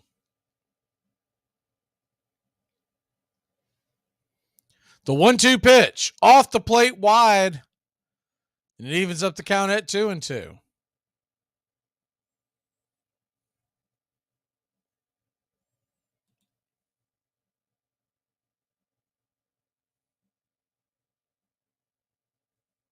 The 2-2 pitch swung on, and that ball is hit hard into left field, but on it is Eddie Rosario, and that'll end the inning.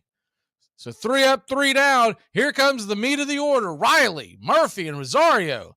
We head to the 5th. Here are some baseball facts you might not have known. At Fenway Park, which is the home of the Boston Red Sox, there is a lone red seat in the right field bleachers. The seat signifies the longest home run ever hit in the ballpark. The home run was hit by Ted Williams in 1946 and was officially measured at 502 feet. In 1985, third baseman Mike Schmidt criticized his own Philly fans for booing him by calling them uncontrollable and beyond help. Once he got back to Philadelphia, he was scared the fans would throw stuff at him on the field, so he decided to wear an outfit of a wig and sunglasses. If you ever want to break into Randy Johnson's house, you might want to think again. When being interviewed about gun violence in 1995, Johnson was quoted as saying, "I don't own a gun, but I keep a bag of baseballs near our bed. If someone breaks in, they better be wearing a batting helmet because I'm going to throw at their head." Baseball is good, an honorable profession, a great challenge. It has blessed me, I blessed it, and it has blessed our country. Branch Rickey. He was born on an Ohio farm in 1881 and named Wesley Branch Rickey for John Wesley, the founder of his family's Methodist faith. He was a pious, hard-working boy who memorized scripture, taught himself Greek, Latin, and algebra, and promised his mother never to drink or swear or violate the Sabbath. But he was mad about baseball, learned to play in the backyard with a ball stitched by his mother, followed every move of the Cincinnati Reds, and became a good enough catcher with the Duck Run, Ohio team to consider a professional career. Still, the game was not a proper livelihood for a God-fearing young man, and so he abandoned baseball to teach school in Turkey Creek, Ohio. But Branch Rickey would one day become what one sports writer called the most original mind and the best organizer the game has ever produced. And in 1947, he would help make baseball, in truth, what it had always claimed to be, the national pastime. Welcome back to Braves Country Baseball. The Atlanta Braves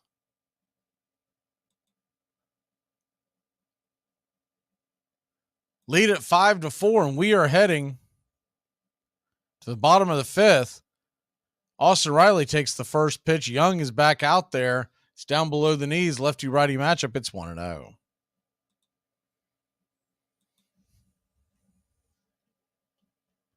The 1-0 on the way. Swing and a miss. Changeup out in front. It's 1-1.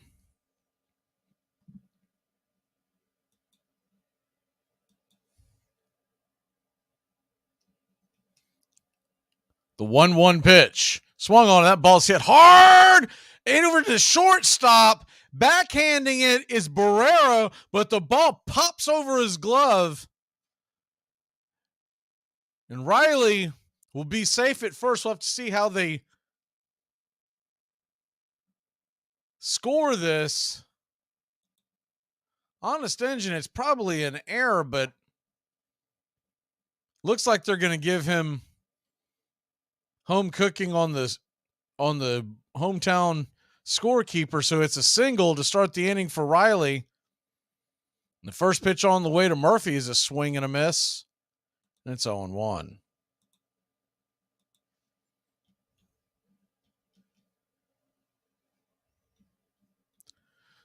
The 0-1 swung on and hit high and deep into center field. Going back just in front of the track is Friedel. He'll make the catch for a loud out.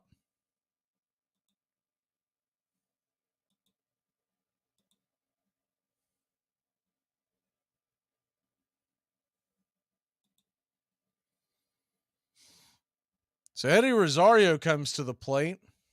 Rosario, lefty-lefty matchup. First pitch on the way. Rosario shows bunt but pulls it back, and it's 1-0. Thought they might pinch hit here, but Rosario stays in. The 1-0.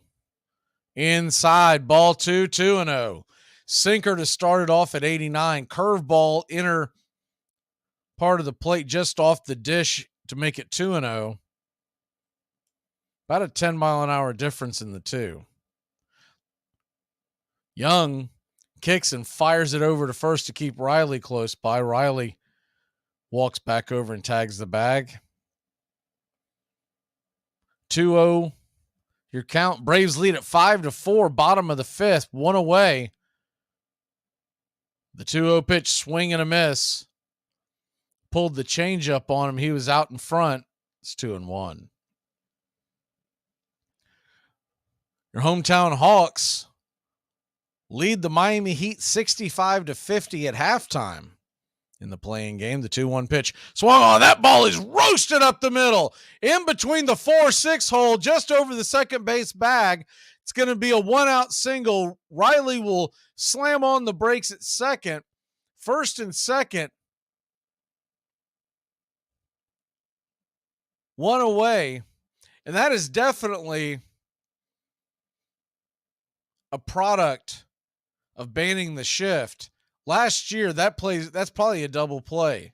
You probably have a shortstop standing right there to the right of the bag, and he's probably able to grab it, step on second, and get Rosario quickly.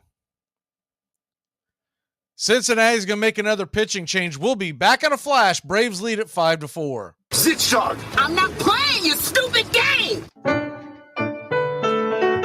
Hey, Braves Country. Braves Country HD is bringing you Braves Country Baseball. Braves Country comes to you every Tuesday night and Friday night, and 2 bonus games every week. Hi, I'm Mac Magee, and we'll be bringing you play-by-play, pitch-by-pitch of your Atlanta Braves. It's free to listen. Please like and subscribe. YouTube.com/@Braves Country. Braves Country Baseball, for the fans, by the fans. Here are some baseball facts you might not have known.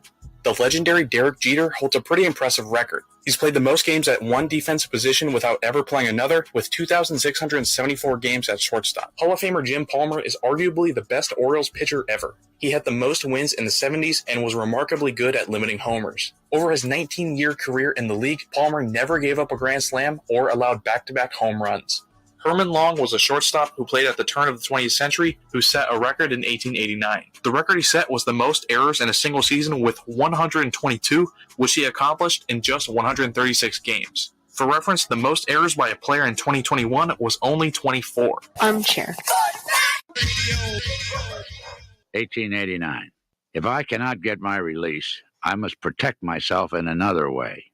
I'm over 40 and my fielding ain't so good, though I can still hit some. But I will say this, no man is going to sell my carcass unless I get half. Deacon White, Pittsburgh Alleghenies. There was a time when the National League stood for integrity and fair dealing. Today it stands for dollars and cents. Once it looked to the elevation of the game and an honest exhibition of the sport. Today its eyes are on the turnstile. Players have been bought, sold, and exchanged as though they were sheep instead of American citizens. John Montgomery Ward. Welcome back to Braves Country Baseball. Fernando Cruz is in. Righty-lefty matchup is Ozzie Albies.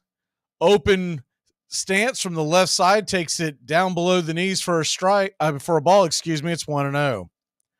Kind of a close pitch, but the catcher was handcuffed a little bit, so that probably affected his ability to frame that. The 1-0 delivery. Right-hander Cruz. Kicks and deals inside. Almost hits Ozzie. It's 2-0. So to set the scene again, the Braves lead at 5-4 after trailing 4-1. Runners on first and second. One away. Ozzie Albies digs in, and the 2-0 pitch drags it down the line. It's 2-1. Ozzie Albies hit a home run his last time up. An absolute bomb. The second Braves home run of the evening. Matt Olson hit one in the first. Ozzie in the fourth. The 2-1 pitch, swing and a miss. Chase it off the plate wide. It's 2-2. Definitely went after ball 3 there. That ball was way off the plate. Splitter that dipped out of the zone. I think Ozzie was swinging at that during the windup. The 2-2 pitch off the plate, just bangs it foul. Same area, and Ozzie kept it alive. We'll do it again at 2-2. So they're definitely trying to get him to chase it off the plate on the outer edge. So 2 on, 1 away, a 2-2 count. And we're going to get a mound visit from Casali, the hind catcher. He's walking up there to, considering 2 of the pitches I've seen him throw, I think maybe he's going over the signs, making sure he knows what to throw the runner on base, because The first pitch absolutely handcuffed him. He was definitely looking for something else. And one of the other pitches, he was not. Ozzie ended up fouling it off, but you could tell that he was not expecting what was thrown. So Casale gets back behind the plate. We're ready to go. 2 on, a 2-2 count. And now the umpire, see what that call was. I believe he's saying that there's one timeout called. So we'll do it again. It's 2-2. 2 on, 1 away. And the pitch is swung on and fouled back. 94-mile-an-hour fastball, top shelf. Way out of play. We'll do it again at 2-2. Back at it again tomorrow night, 7:20 first pitch. Braves Country Baseball. Pre-game usually comes your way around just before 7 o'clock.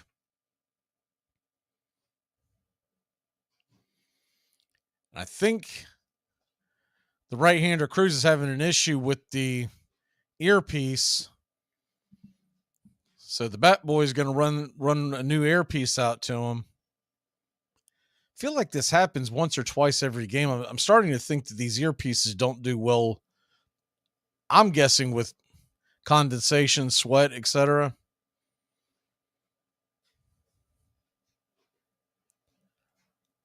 So Ozzie takes the chance to freshen up his bat, and he's back in to the batter's box. It's a 2-2 count, 2 on, 1 away. And there's an automatic ball called. Not sure why he called it, but he called it a ball. It's an automatic ball. So now it's a full count with 2 on. Will the runners be going? Here's the 3-2 pitch on the way. Swung on. That ball's hit hard over to first. Juggled and dropped by the first baseman, Vossler. He rebounds it and gets Ozzie at first. But on the play, the runners advance to second and third. No chance to pull the double play.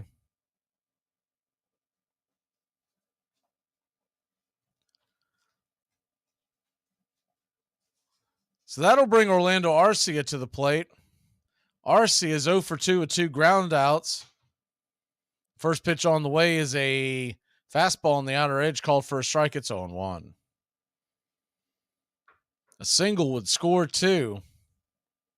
Braves lead at 5-4, bottom of the 5th. And the 0-1 pitch. Swung on, that ball is hit up the middle and juggled, dropped. Knocked down by the shortstop, Barrero. So he keeps the ball from going to the outfield. On the play, Riley crosses the plate. It's 6-4 Atlanta. Rosario had to stop at third. When Barrero grabbed the ball and recovered, he quickly spun around to third trying to catch Rosario napping, because he knew there was no way he was going to get the runner at first. Just off the edge of his glove. 2 inches to the right, 1 inch to the right maybe, and it would be a single. So runners on the corners, 2 away, and Ozuna comes to the plate, and he swings at the very first pitch, and he hits it high and deep into left center field, going back on the track at the wall. Friedel will make the catch just before the Hyundai sign out there in left center field. So we'll head to break. When we come back, the Braves lead it 6-4, heading to the mound. Oh, dude! I thought you said they didn't have alcohol. Look, they got screwdrivers. Oh, no, just orange juice. Just orange juice, like the mixer? Yeah, people drink it. Yeah. Crazy. When was the last time you drank straight mixer? Oh, I had a Diet Cola mixer a while ago. Oh, did you? Was it any good? Armchair Quarterback Radio, your home for the SEC. Back third down on the 8. In trouble. Got a block behind him. Going to throw on a run, complete to the 25, to the 30. Lindsey's got 35, 41. Lindsey, 25, 20, 15, 10, 5. Lindsey's got Lindsey stop! Lindsey stop! Second down from the 3. Comes to blitz, quick flip, caught. Did he hold it long enough? The official says yes. Oh boy, is that going to be controversial. Gaffney, the freshman. My goodness. The Florida Gators go 91 yards to come from behind and edge the Tennessee Volunteers in an ending that will be talked about for years. By the end of the Civil War, baseball was the national pastime, North and South, West as well as East. Soldiers took the game home with them, and it grew. It's our game. That's the chief fact in connection with it. America's game has the snap, go, fling of the American atmosphere. It belongs as much to our institutions, fits into them as significantly as our Constitution's laws, is just as important in the sum total of our historic life. Walt Whitman. You're listening to Braves Country Baseball on Braves Country HD. Please like and subscribe today, youtube.com/@Braves Country. Welcome back to Braves Country Baseball. The Atlanta Braves lead at 6-4. Michael Tonkin is going back out there on the mound. Righty-righty matchup versus Barrero. And the first pitch is a swing and a miss. It's 0-1. 0-1 delivery from Tonkin is swung on and grounded straight up the middle. Hard hit, but Ozzy's right there. Backhands it, flips it to first, and it's a 4-3 putout to start the 6th.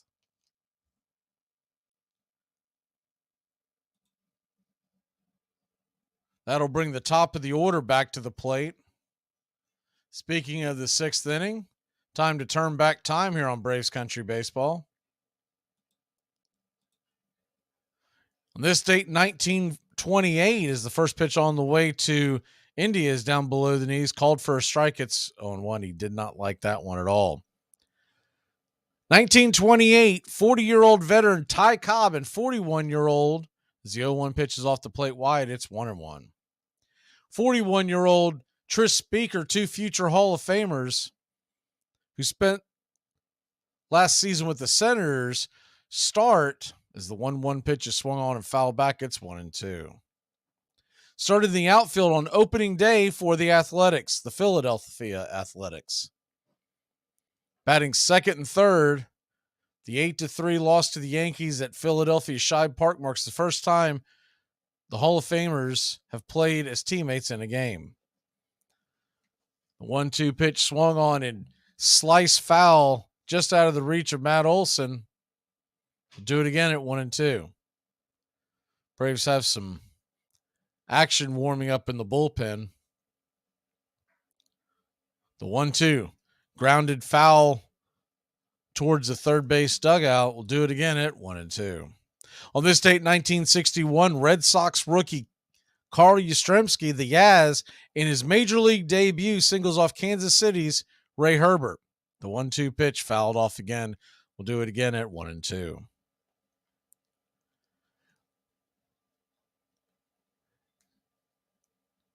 He gets the single in the team's 5-2 opening day loss at Fenway Park. The 21-year-old left fielder from Bridgehampton, New York, as the 1-2 pitch swing and a miss, strike 3. Jonathan India sat down on strikes, and there's 2 away. The 21-year-old left fielder from Bridgehampton, New York, will amass 3,419 hits during his 23-year Hall of Fame career with Boston. And in Braves history, on this date, 1996, Greg Maddux, is the first pitch on the way from Tonkin, is off the plate wide. It's 1-0. Friedel, batting from the left side, 1 for 3 on the night.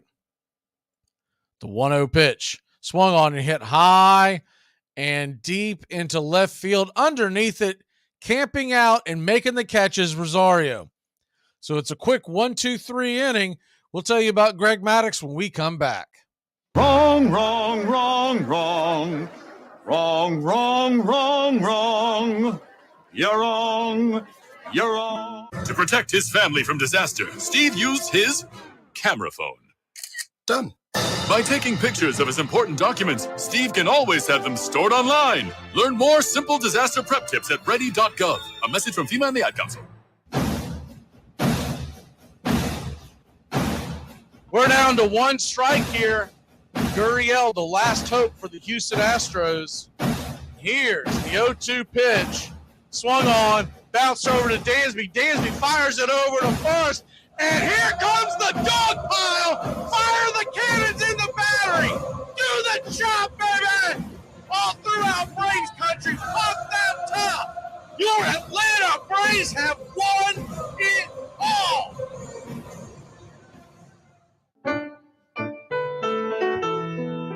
Hey, Braves Country. Braves Country HD is bringing you Braves Country Baseball all year long. Hi, I'm Mac Magee. We'll be bringing you play-by-play, pitch-by-pitch, inning-by-inning of your Atlanta Braves. Braves Country comes to you every Tuesday night and Friday night, and 2 bonus games every week. Please like and subscribe to youtube.com/@BravesCountry.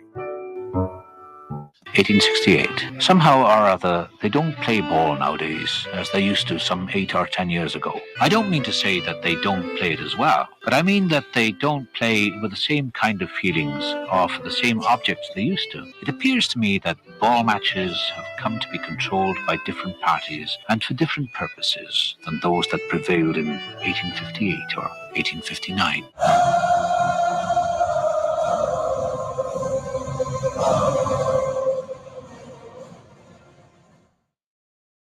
Welcome back to Braves Country Baseball. The Atlanta Braves lead at 6-4 in the first pitch. Pitch on the way to Hilliard is outside for a ball. It's 1-0. Cruz back out there.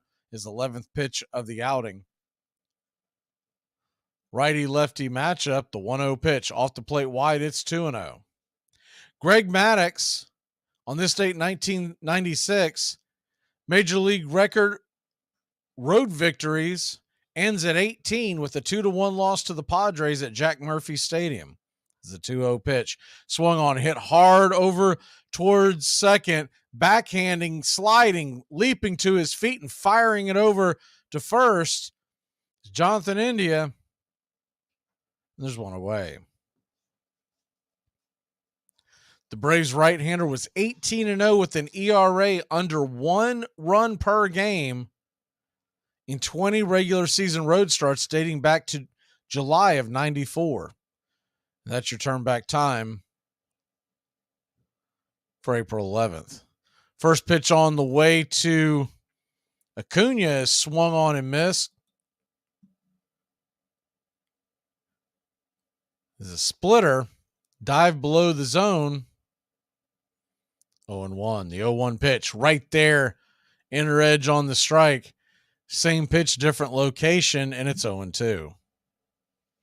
I believe Tonkin's done for the night. He's got the sweatshirt on in the dugout. So we'll see a pitching change. The 0-2 off the plate wide to Acuna. It's 1-2. Standing on deck, Matt Olson. The 1-2 pitch swung on and missed. Strike 3. And there's 2 away. Splitter in the dirt, and Acuna went fishing.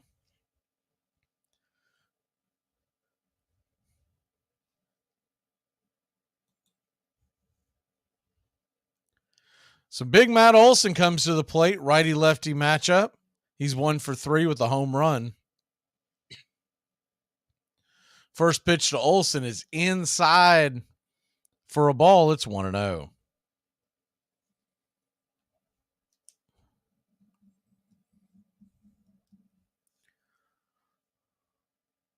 The 1-0 to Olson.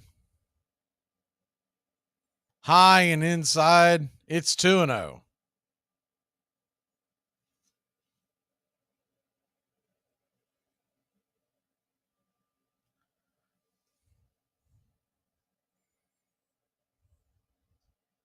The 2-0 pitch, way outside wide. It's 3-0.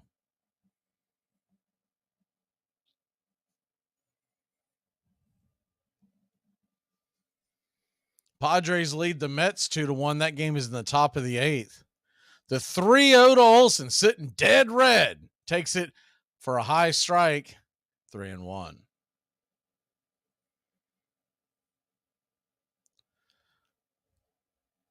Marlins 7-3 over the Phillies in the 8th.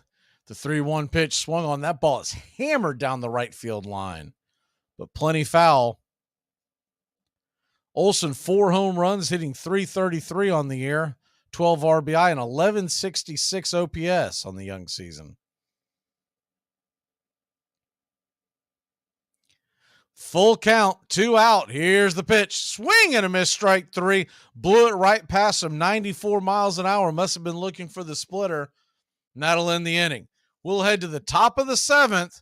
It's 6-4 Braves. Back in a flash. Armchair. You're listening to the Armchair Quarterback Sports Radio, #1 sports station. Good afternoon, and this is your Armchair Quarterbacks Sports Flash.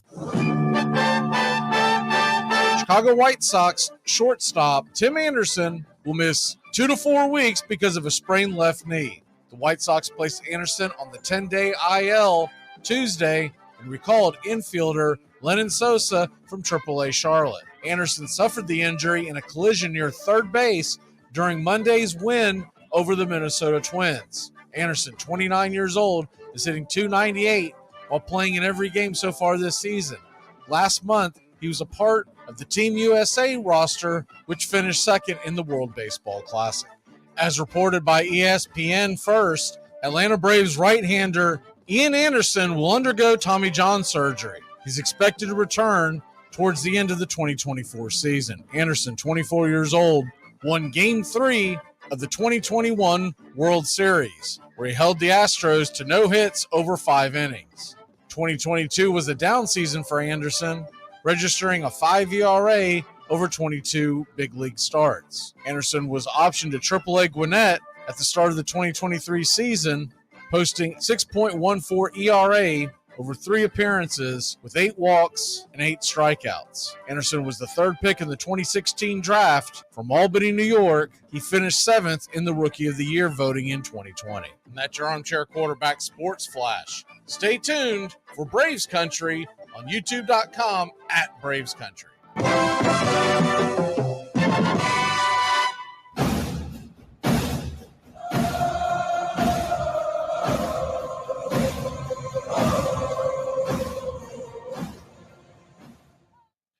Welcome back to Braves Country Baseball, and Jesse Chavez is entering the game.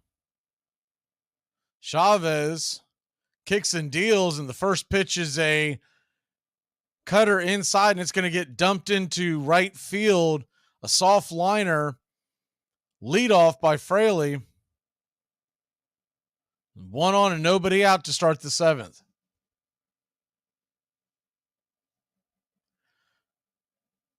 Jake Fraley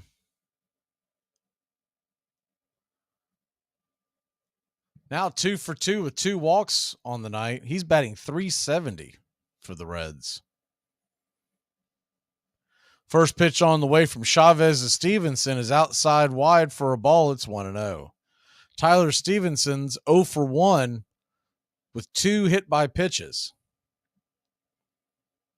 He's got a run and an RBI. Chavez quickly turns and fires back over to first to keep Fraley close by. Had a stolen base earlier. The 1-0 pitch, swing and a miss. Cutter top shelf on the outer edge, and it's 1-1. Chavez has been working pretty fast when he comes in, but typically with the bases empty. We'll see if it's different without. The 1-1 pitch, swung on and missed again. Flip that cutter out there, and it's 1-2.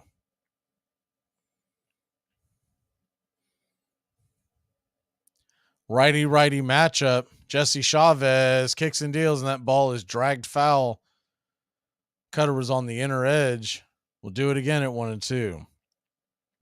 Your hometown Hawks lead the Miami Heat 85-76 late in the third quarter. The 1-2 pitch, Swing and a miss, strike 3. Set him down. And there's one away. Jesse Chavez, like fine wine's getting better with age. Here comes a righty-righty matchup of Will Myers, and the first pitch is swung on and popped up. Let's stay in play. Olson's drifting over towards the dugout. He'll make the catch over by the Braves dugout.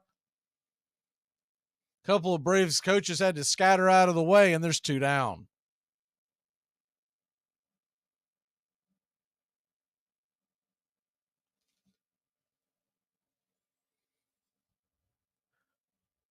Olson knew exactly where he was. Fasano was drifting out of the way, had to look back. I think he was a little worried that ball might get him. So that'll bring Vossler to the plate, and the first pitch to Vossler is a cutter on the outer edge, called for a strike. He doesn't like it. It's 0-1. Might have been a tad off the plate. Ryan Blackney's had a big strike zone tonight. The 0-1 pitch, swing and a miss. Cutter on the outer edge. It's 0-2.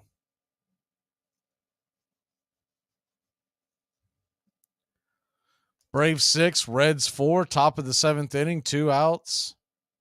Wind up in the pitch, swung on, and that ball is grounded foul towards the first base dugout. We'll go at it back again. 1 on, runner on first with speed, 2 away. The 0-2 pitch way off the plate wide. It's 1-2.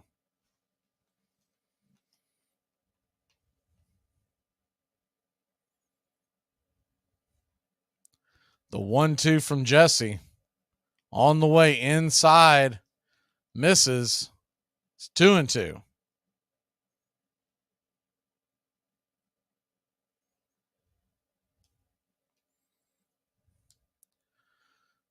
Two pitch on the way. Swung on and grounded right to Olson. A 1 hopper. He steps on the pillow, and that'll end the inning. Get up and stretch, Braves country. 7th inning stretch right here. All right. I can't see you. Let me hear you. A 1, a 2, a 3. Casey was baseball mad, had the fever and had it bad. Just to root for the hometown crew every stew. Casey Blue. On a Saturday, her young beau called to see if she'd like to go to see a show, but Miss Kate said no. I'll tell you what you can do. Take me out to the ball game. Take me out with the crowd. Buy me some peanuts and cracker jacks. I don't care if I ever get back. Let me root for the home team. If they don't win, it's a shame. For it's 1, 2, 3, stretch around and be home all game. Casey saw all the games, knew the players by their first names, told the umpire he was wrong all along, good and strong. When the score was just 2-2, Casey knew what to do. Just to cheer up the boys she knew, she made the gang sing this song. Take me out to the ball game. Come on. Take me out to the crowd. I don't care if I never get back.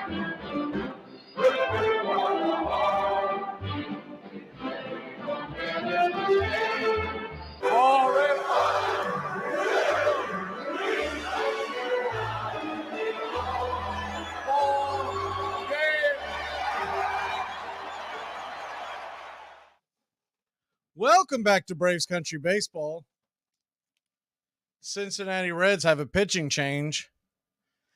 Kevin Herget comes in for Fernando Cruz. Right-handed pitcher. The 3/4 slot, and the first pitch on the way is bounced up to the plate to Austin Riley. It's 1-0.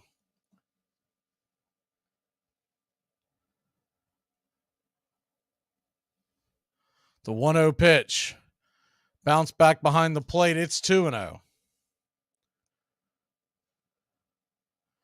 Ryan Mountcastle has 9 RBI. Wow. The 2-0 to Austin Riley. Inside ball 3, 3-0.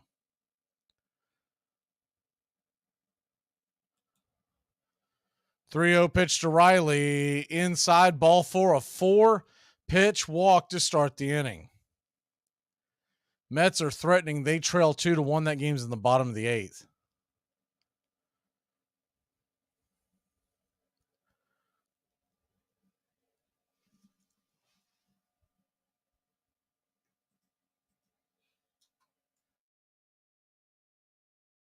That'll bring Sean Murphy to the plate with 1 on, nobody out.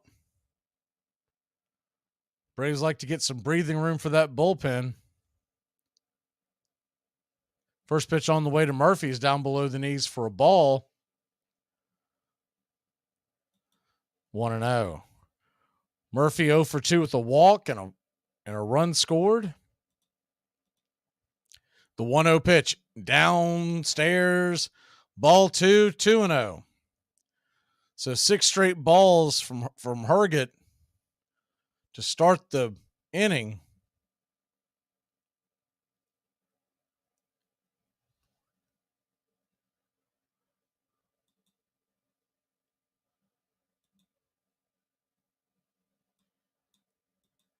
Mound visit real quick and talked it over with Casali, and now Herget's back to get ready. You got 1 on, nobody out. A 2-0 pitch to Murphy. Here's the pitch. Fastball, top of the zone, called for a strike. It's 2-1, excuse me. 92 miles an hour, top shelf. The 2-1 delivery. Inside, ball 3, 3-1.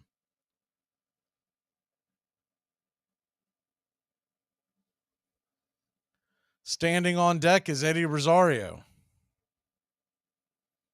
The 3-1 to Murphy. Swung on and fouled straight back, but out of play behind home plate. We'll do it again. A full count to Murphy. Austin Riley stands on first with nobody out. The 3-2 pitch. Swing and fouls it off his leg. Do it again at 3-2.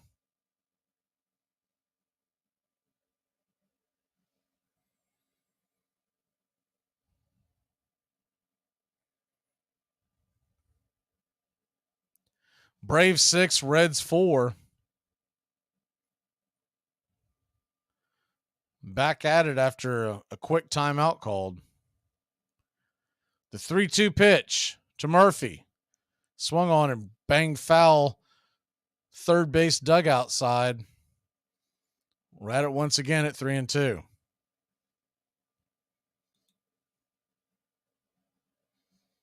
Marlins all over the Phillies now, 8-3. That game is in the 8th inning. The 3-2 to Murphy. Outside wide, ball 4. Runners on first and second. Nobody out, and here comes Eddie Rosario.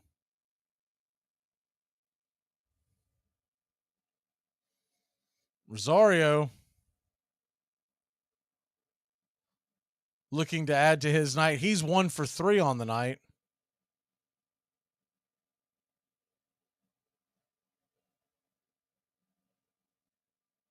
First pitch is swung on and hit hard into right field, over the head of the right fielder, Will Myers. He leapt for the ball, looked like he might make the play. Riley had to stay at second, so he will make it to third on the base hit, but that's it.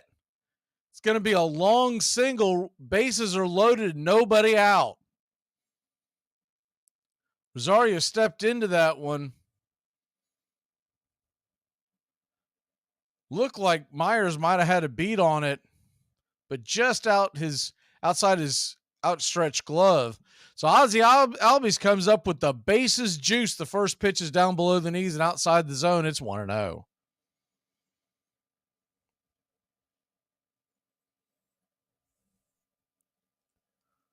The 1-0 delivery.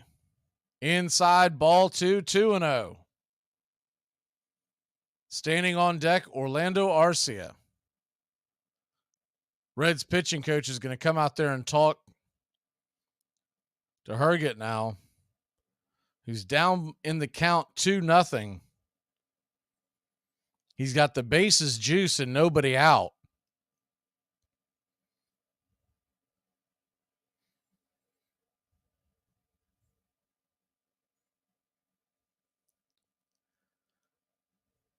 Righty-lefty matchup with Albies, the switch hitter, on deck. You've got Orlando Arcia.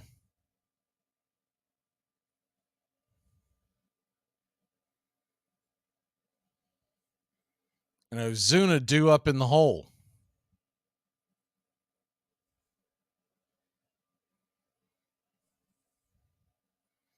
Padres just dodged a bullet. They're up by 1. There's 2 outs in the 8th, and Lindor hit a bomb into the upper deck in right field, but it just went foul. So Herget back to work. The 2-0 pitch on the way down below the knees, but called for a generous strike on the outer edge. It's 2-1. Braves 6, Reds 4.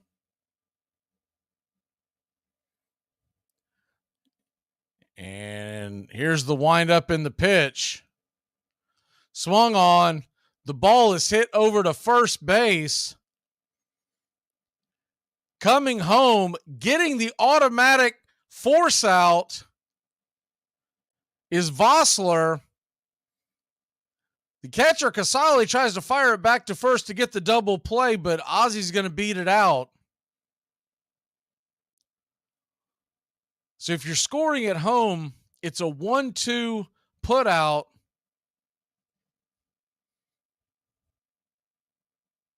I'm sorry, 3-2 put out.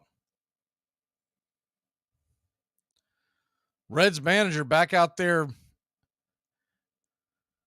talking to the home plate umpire again. I don't know if he's going to try to. I think he might be trying to challenge. See what they say here in a second.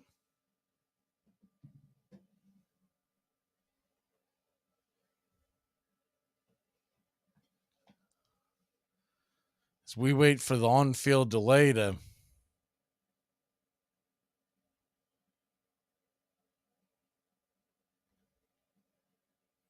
trying to see what he's saying. Well, he definitely, I don't know if they're trying to say that the runner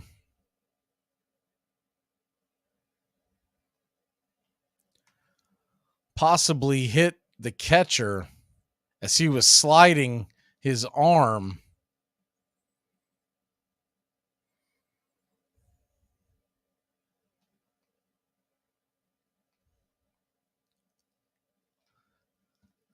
But it looks like what they're saying is Riley, when he came into home plate, his arm extended out, and they're claiming that his hand swept the leg of Casali. I don't know about that. I mean, that's a stretch. His hand went underneath his foot as he was trying to slide. But you can see where Riley intentionally made sure that he didn't interfere with the catcher, because when his arm swept in, he pulled it back. So that's what they're challenging, but it's a goofy challenge. We'll see what the actual call is. I don't think it's going to be upheld. I mean, he barely tapped the foot, if he tapped the foot, but he quickly pulled it back. You could tell it wasn't intentional. Play like that, intent is what normally counts. So I believe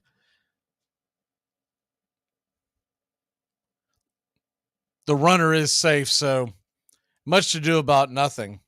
So bases loaded, 1 away, and here's the pitch to Arcia. and it's down below the knees for a strike. It's 0-1. Low strike, actually out of the zone. But that's been par for the course for home plate umpire Blackney. The 0-1 pitch off the plate wide, swept well out of the zone. Herget's cutter. And it's 1-1. The 1-1 pitch off the plate wide, good backhand by Casali, and it's 2-1. Update you in New York. San Diego got out of that mess, so they lead 2-1 going to the ninth, and it looks like they led off with a double. Keep you up to date on that. The 2-1 pitch. Wide ball 3. That time was a fastball, but it was well off the plate. So a 3-1 count to Arcia. On the way, swung on, and that ball's hit hard over to third.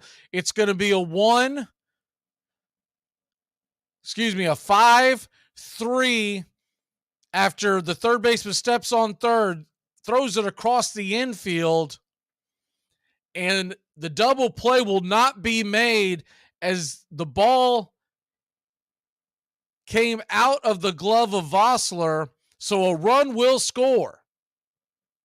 Murphy comes home on the play if you're scoring at home. It was a difficult play by Steer. He had to get the grounder, head to his right to step onto third, throw off his front foot going away from the bag and try to throw out Arcia. And it was much ado about nothing. So the ball was dropped. The Braves lead at 7-4 with Arcia now standing on first. Runners on first and second, and a 1-1 count to Ozuna. As Herget goes back to work quickly, the 1-1 pitch swung on and popped up. Should be playable by the shortstop. Banging into each other. They collide. Do they hold on to the ball? It looks like the shortstop Barrero held on to the ball. Him and Fraley collide in the outfield. They both appear to be okay, and that'll end the inning. So the Braves add 1. We lead it 7-4 heading to the 8th. We can't Urban Dern your frazzle dazzle. You don't want to miss as we covered the entire NFL on Armchair Quarterback Radio. 12-0 Chicago Bears. If they could go all the way, they would be 19-0. The last undefeated team in pro football history, these Miami Dolphins. 72, 14-0 regular season. After the Super Bowl, they were 17-0 for a third down and 6. Cooper, Moore, and Clayton. Out of the way, into the arms of Clayton. Oh, and are things going right for the Dolphins tonight? 42-yard touchdown, batted into the air at the line of scrimmage. This is vintage Monday Night Football. Final seconds ticking off. Bears will not go undefeated. What a victory for the Dolphins. And Dan Marino reigns supreme once again. It's smart. It's a smart line, and a smart crowd will appreciate it. And I'm not going to dumb it down for some bonehead mass audience. Not you. Armchair. Braves Country today. We're talking Southern sports. We go live 3 to 5 weekdays right here on WQEE. Braves Country today. Southern sports talk with the voice of Braves Country baseball, Mac Magee. Joined every day from sports analysts from all over Braves Country, talking college football, the NFL, Major League Baseball, and what's trending in the world of sports. Braves Country today. We go live 3 to 5 weekdays right here on WQEE. What must be the contempt for those who would degrade our great national game and make it a business? When such becomes the case, farewell to baseball. The excitement which is at present attendant on these contests will cease. Then the game itself will gradually but surely die out. Philadelphia City item. You're listening to Braves Country Baseball on Braves Country HD.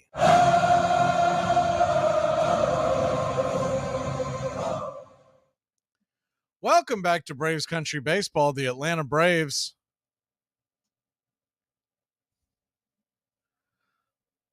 lead at 7-4 as we head to the top of the 8th inning.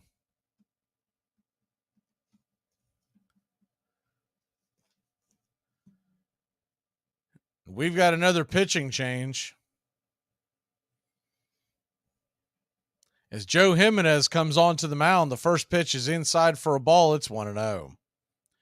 righty-righty matchup, Jimenez versus Steer, the third baseman.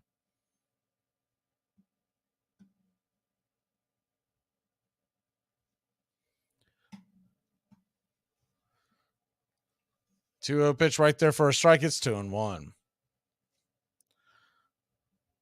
2-1 pitch on the way from Jimenez. Strike right there at the knees on the outer edge. It's 2-2. This leads holds and San Diego can hold on to their lead. Braves' lead over the Mets would be 2 games. The 2-2 pitch on the way, swung on and rifled into left field. That ball is down and it's trouble. Up against the wall, Steers coming around first. It's a leadoff double for the Cincinnati Reds. Marlins lead the Phillies 8-4. That game is in the bottom of the 9th. There's 2 away. Phillies do have a man on.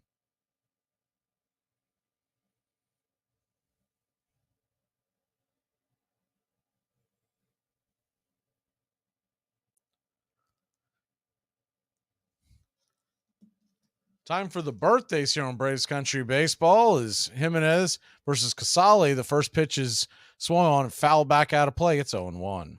Runner on second. Nobody out. No one count to Casale. Happy 59th birthday to Brett Saberhagen. 167 wins, a 3.34 ERA for the Kansas City Royals. The 0-1 pitch, swing and a miss. And it's 0-2.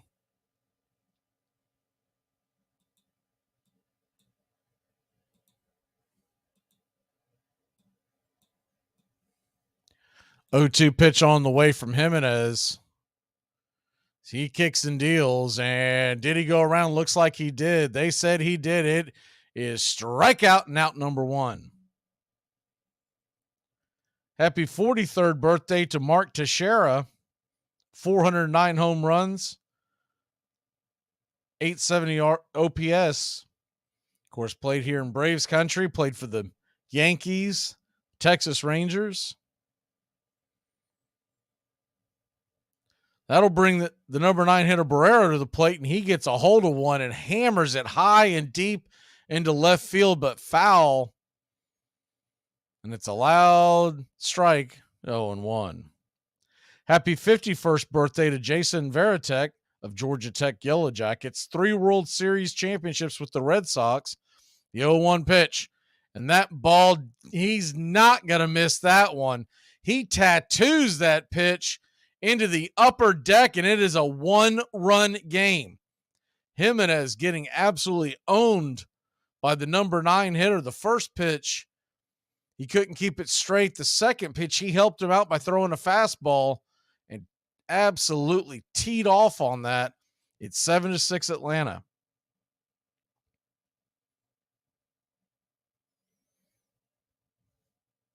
Jason Varitek, 51 years old. 3 World Series championships with the Boston Red Sox. Played his college ball at Georgia Tech, 193 home runs. And happy 49th birthday is the first pitch off the plate is wide. It's 1-0. Top of the order now for the Reds. Trot Nixon turns 49 today. Played for the Red Sox and Indians. The 1-0 pitch in the dirt, 2-0. Non-baseball birthdays. Happy 61st birthday to Terry Hogue. Played for the Georgia Bulldogs for the 1980 national title team. College Football Hall of Famer. The 2-0 pitch. Fastball high and inside. Did not go around. It's 3-0. Also played for the Saints, the Eagles, Redskins, and Cardinals in the NFL. The 3-0 pitch. Inside, ball 4, and Jimenez is walked the tying run. Here comes Snicker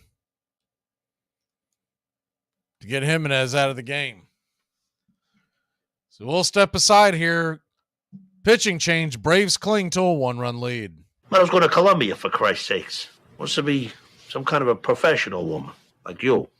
A psychiatrist? And I have to listen to guys like me whine all day.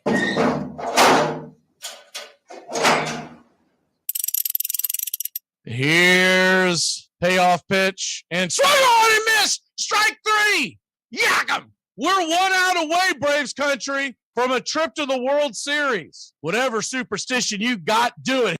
The entire city of Atlanta, the entire South is standing on their feet, trying to will the Braves into the World Series. Here's the 1-0 pitch. And swung on and ripped over to Dansby Swanson. Dansby's got it. He fires over to first.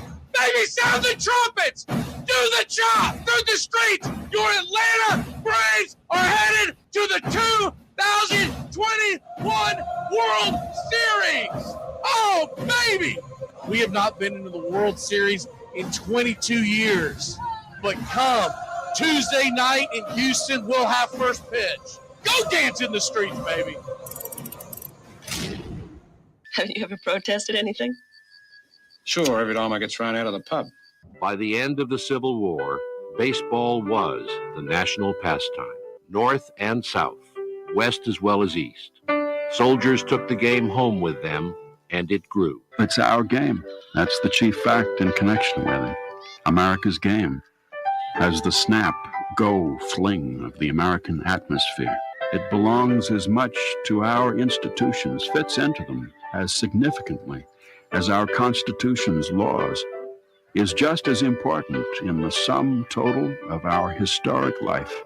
Walt Whitman. Please like and subscribe today, youtube.com/@BravesCountry.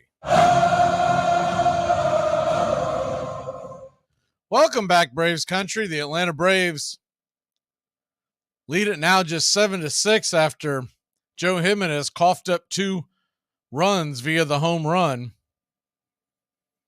and walked the next batter. Dylan Lee will try to come in and clean up the mess. Fairchild is going to come in as the pinch hitter. The first pitch on the way. India is on the way, and another bad throw by Murphy sails over Albie's head at second base. Easily stealing the bag is India. Thankfully, Albies was able to make contact with the ball and keep it from going very far. Arcia was quick to relay it back into the infield. But the tying run is now sitting at second with just 1 away. You got an 0-1 count. Dylan Lee looks back the runner, kicks and deals, and it's right there for a strike. 0-2. So that's the bad news. The good news is San Diego has taken a 4-1 lead in the bottom of the 9th in New York. The Mets do have a runner on and nobody out. The 0-2 swung on and hit high, but not very deep into right field. Acuna's on it. He's daring India to go. India will stay put, and there's 2 away.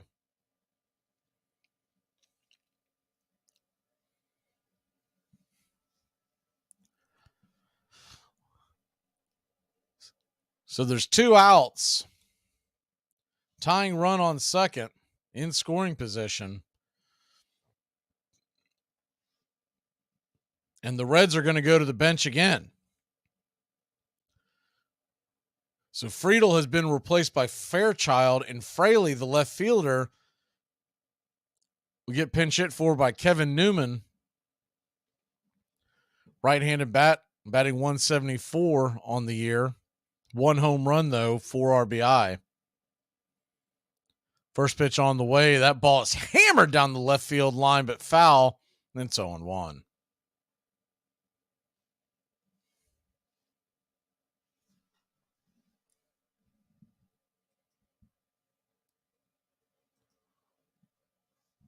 The 0-1 pitch. On the way from Lee, down below the knees. Did he go around? Doesn't look like that he did, and it's 1-1.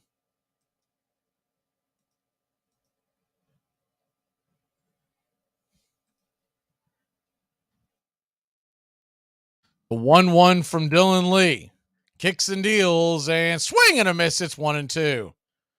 Nasty slider down below the knees.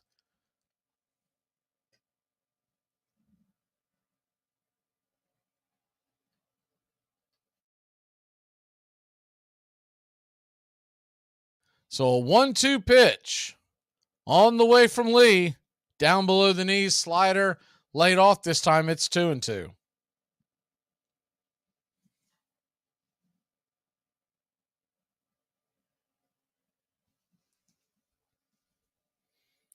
Two-two delivery from Dylan Lee.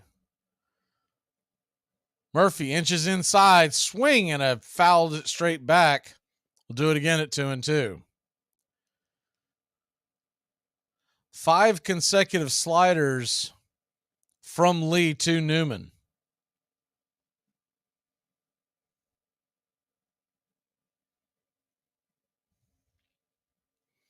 The 2-2. Swing and a miss, strike 3. Pumped the gas right by him, and he could not catch up. So Dylan Lee holds on to the lead. Hilliard in the top of the order coming to the plate. Does this shade of red make me look like a clown? No. It makes you look like a prostitute who caters exclusively to clowns. ACC football covered like no other here on the Armchair Quarterback. Reggie Gillespie dives into the end zone. The winning points for North Carolina State. And the teams come together in the end zone, pushing, shoving between the back and the heels as Gillespie has scored the winning points, his 5th rushing TD. But these teams need to be separated. The emotion boils over on the last play of the game as Gillespie goes to the end zone. And it's a sea of Carolina blue and State red. And Carruthers gets into it, and they've doused him, and now we've got a big brawl out on the field. Marring would have been the 200th victories for Bobby Bodman. Look at this. That's an ugly mess down there. This is ugly. Starting to get it cleared up down there, although there's still some bodies flying around. ACC football, backyard brawls all year long. Been chomping at the bit ever since I've sold this at like 5 o'clock in the morning. Like, what am I looking at? This dude's wearing a sports bra. No one else wants to talk about that. Like the announcers didn't bring it up or nothing. They say that's a really goal, and they start breaking down the goal. Say, screw the goal. Break down the fact the dude's wearing a sports bra, and then showing it off. Armchair. Look will happily pay 75 cents to $1.50 to go to the theater, and numbers prefer baseball to theatricals. We must make the games worth witnessing, and there will be no fault found with the price. A good game is worth 50 cents. A poor one is dear at 25. Harry Wright. You're listening to Braves Country Baseball on Braves Country HD.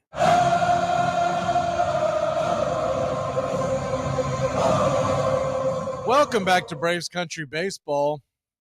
Injury alert, Braves fans. Dansby Swanson has left the game from the Chicago Cubs in an apparent injury.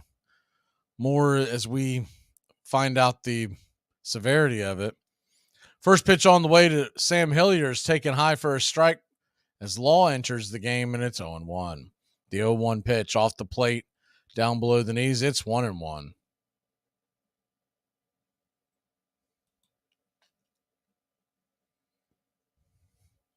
Sam Hilliard, 2 for 3, 2 doubles, a run scored. The 1-1 fastball right down the pipe and over the knees. 1-2. Law was the pitcher of record last night that gave up the walk-off. The 1-2 pitch down below the knees. Ball 2, it's 2-2. They have a heck of a delay going on in New York. There's something to do with the rules. I'm not sure what they're reviewing, but what's funny about it is the 2-2 pitches off the plate wide, 3-2. I'm pretty sure Angel Hernandez is in the middle of it. I could have swore I saw him. Oh, I see what they're doing. They're reviewing. Is the 3-2 pitch off the plate wide, ball 4, and Sam Hilliard works himself a leadoff walk. It looks like one of the Mets swung and missed at a pitch, but the ball hit his arm, and Alonso moved down to second, but then they moved him back to first, and now they're reviewing the whole thing. So I'm not sure what the call is, but I just know that the Mets are challenging it. First pitch on the way to Acuna is off the plate wide. No, they're going to call that for a strike. It's 0-1. Just clipped the outer edge with the cutter. Acuna 1 for 3. The 0-1 pitch on the way inside, almost gets him. He had to bend out of the way, about got his belt buckle. It's 1-1. On deck is Olson. In the hole, Riley. Braves would love 1 or 2 more insurance runs. The 1-1 in the dirt, gets away. But staying put is Hilliard. Ball didn't get far enough away for Hilliard to advance. Good job by Casali to keep that in front of him. The 2-1 curveball, outer edge, called for a strike, and evens up the count at 2-2. If the Braves can hold on to this lead, they might find themselves up 2 games over the Mets as they trail 4-1 in their game, and the Phillies have already lost, so they'd move up to 3.5 over Philadelphia. The 2-2 inside, bends Acuna out of the way. A close shave there, and it's a full count to Acuna. So Acuna trying to find any way to get on. If he gets on, you'll have speed on the base paths, and Matt Olson coming to the plate. The 3-2 misses, top of the zone, curveball high. You got runners on first and second and nobody out, with the ice house coming to the plate.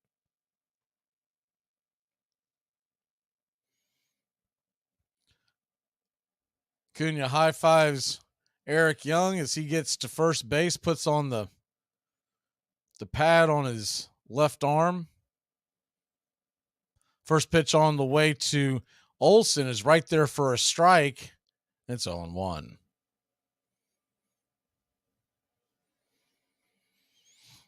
First and second, nobody out. Righty-lefty matchup. Law looks Hilliard back. Here's the pitch. Swing and a miss. Curveball down below the knees. And it's 0-2.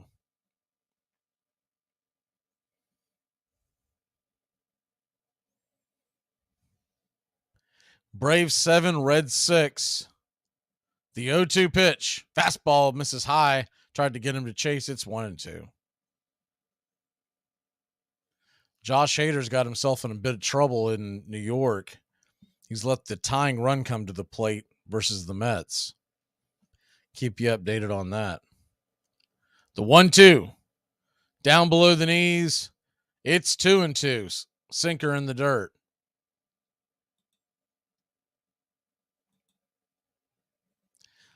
Your Atlanta Hawks beat the Miami Heat 116-105, so they march on in the NBA playoffs. The 2-2 pitch. Swing and a miss, strike 3. Can't believe Olson missed that when it was in the heart of the plate, throwing up there like a frisbee, and Olson's shaking his head heading back to the dugout, just out in front of it, couldn't make contact. So that'll bring Austin Riley to the plate. Austin Riley takes a hack at the first pitch and swing, and it is a line drive to second base. India makes the catch. Runners get back, and it's a quick out, number 2. So just like that, we went from runners on first and second, nobody out, to runners on first and second, 2 away. But here comes Sean Murphy. Remember what he did last night. Maybe he'll have a chance to get to Law one more time. The 0-2, the first pitch on the way to Murphy, who's 0-2, is in the dirt, and it's 1-0. Mets have cut the lead to 4-2 in New York, and they're still batting. The 1-0 to Murphy. Off the plate wide, it's 2-0. Standing on deck is Rosario.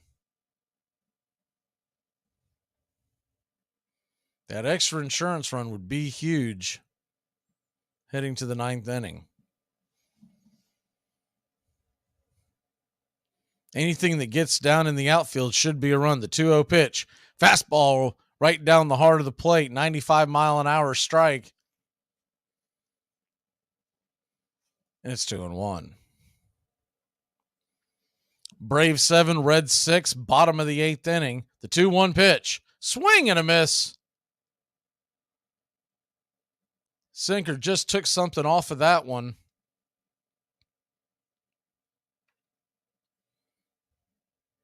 That actually might have been his changeup. Pulled the string on that one. The 2-2 pitch, 2 on, 2 out. Deuces wild. Fastball high and outside. It's 3-2. So now you're going to have the runners on the move. Anything that gets down will probably score 2. The 3-2 pitch on the way. Swing and a miss, strike 3. Murphy chased ball 4 out of the zone. And that'll end the inning. We'll be back in a flash to see if the Braves can hold on. Let me tell you something. If the U.S. government decides to stick a tracking device up your ass, you say thank you. And God bless America. Le'Veon Bell, he put out a single for people to listen to on Twitter of a rap album that he's really proud of. He asked for people to critique it. Keenan Allen, the receiver of the Chargers, came back with the trash emoji. Appreciate your honesty. And what's even better, I can't do it justice because we're on radio, you've got to see the video. The video that he put up. Oh, my God. It's like the most funny and exciting thing I have ever seen because it's like really bad late 80s, early 90s rap video. But anyways, the video is the best part of the whole thing. He's got a hoodie on. It's staged almost like black and white. He's like under a bridge somewhere where there's like a bonfire going. Hard times. So like, yeah. Hard times. Hard times for a guy making millions. He can relate. But the funniest part is when he's got the hoodie on, he's doing poses and stuff like that and kind of jiving around. And then this is the funniest part. Out of nowhere, sorry, I can't get it out. He comes up from under the screen. So in other words, like from the Muppets or something? Almost like the Muppets. When you see just the figure just come straight up. Yes, the gig comes straight up while he's also in the background. Uh-huh. It's like the worst thing put together ever. I don't know how to edit a video. We could do better than this. I'm telling you. Who's the director, Pouncey? Armchair. Harry Wright eats baseball, breathes baseball, thinks baseball, dreams baseball, and incorporates baseball in his prayers. Cincinnati Enquirer. Welcome back to Braves Country Baseball. The Atlanta Braves lead by just 1 as we head to the 9th inning. It looks like Nick Anderson's going to get an opportunity to close this one out. Also, update in New York, the Padres lead by just 2, and the tying runs are on 2nd and 3rd with the Mets at bat. So we'll keep you up to date on that. Tyler Stevenson comes to the plate, righty-righty matchup, and the first pitch from Anderson is a fastball, misses off the plate wide. It's 1-0.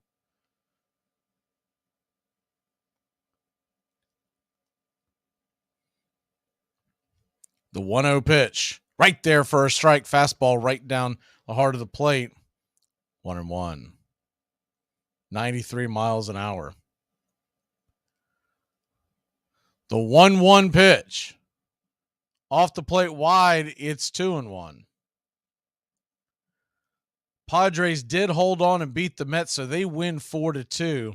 So Atlanta's got a chance to open their lead up to 2 games. The 2-1 pitch, swing and a miss. Nasty curveball. Evening up the count at 2-2.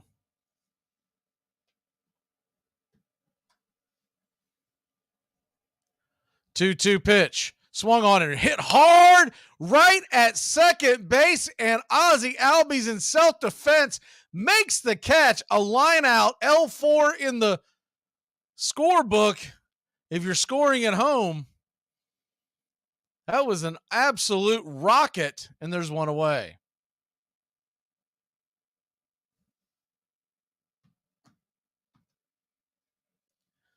That'll bring Myers to the plate, righty-righty matchup. Will Myers, power hitter, takes a first hack at the first pitch and fouls it straight back. It's 0-1.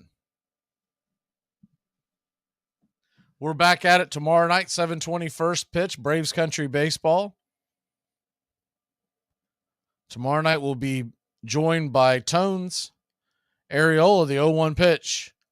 Check swing. Did he go around? He did go around. It's 0-2. Tones, big baseball fan of the Chicago Cubs. Watches a lot of National League Central, so he'll be able to give us insight on Cincinnati Reds, and should be a good night on Braves Country Baseball. The 0-2 pitch. Swing, and fouls it down the line. We'll do it again at 0-2. Braves lead by 1. 2 strikes. 1 out. The 0-2 pitch to Will Myers. Did he go around? Looked like he did. They said he did not. First base umpire Marvin Henderson said he did not go around. So it's 1-2. The 1-2 pitch. Strike 3, caught looking. Curveball on the outer edge, and there's 2 away. Braves 1 out away.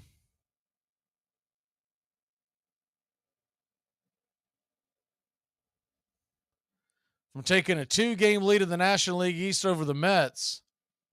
It'd be up to 3.5 over the Phillies. First pitch on the way from Anderson is a curveball down below the knees, taken for a ball. It's 1-0. Vossler, 0 for 4, the first baseman. Righty-lefty matchup. The 1-0. Curveball swung on and popped up. Should be a can of corn. Underneath it is Austin Riley. He makes the catch, and that ends the game. So we hung on and found a way to win this one. Wasn't easy, wasn't pretty, but we'll take it. Braves win the series, up 2-0. We'll go for the sweep tomorrow night, 7:20. First pitch, pregame show, come on about 6:45-ish. The Atlanta Braves win it 7-6. The Mets lose, the Phillies lose. It's a good night in Braves country. We'll see you tomorrow night, 7:20 first pitch, Spencer Strider night. Have a good night, Braves country.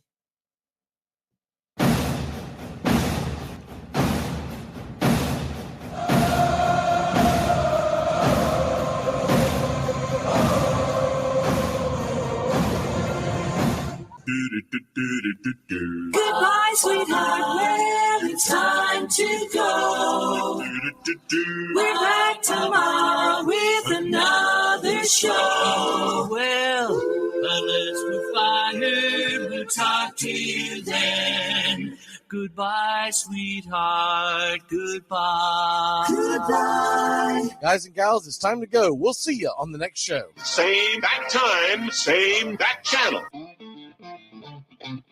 Thanks for listening to Braves Country Baseball. With Mac Magee, we're proud to bring you year number 3. Braves Country Baseball comes your way Tuesdays and Friday nights and 2 more bonus games for a total of 4 games a week. You can also catch Braves Country, our daily sports talk show. We go live 3 to 5, 99.1 FM WQEE, Metro Atlanta.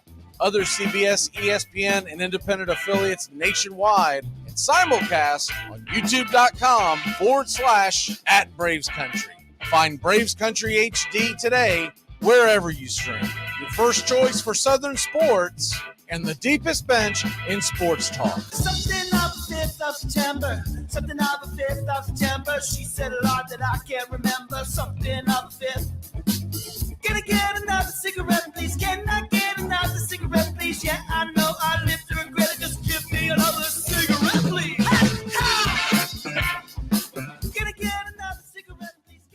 You're listening to WQEE 99.1 FM, The Key in Noonan, Georgia, home of Braves Country with Mac Magee and the Armchair Quarterbacks, weekdays, 3 p.m. Eastern to 5 p.m. Eastern, right here on The Key and youtube.com/Braves Country. It's the best in sports and entertainment, and get locked in and locked down with Rhino Radio Penitentiary, 7 a.m. to 10 a.m. with your host, me, Ryan O'Neill, each and every morning, right here with the best in sports and entertainment, all the way from professional sports to college sports to River Dragons hockey and everything in between, including some of the very best local and national guests. It's the Rhino Radio Penitentiary, 7 a.m. to 10 a.m. Monday through Fridays, right here on 99.1 FM WQEE.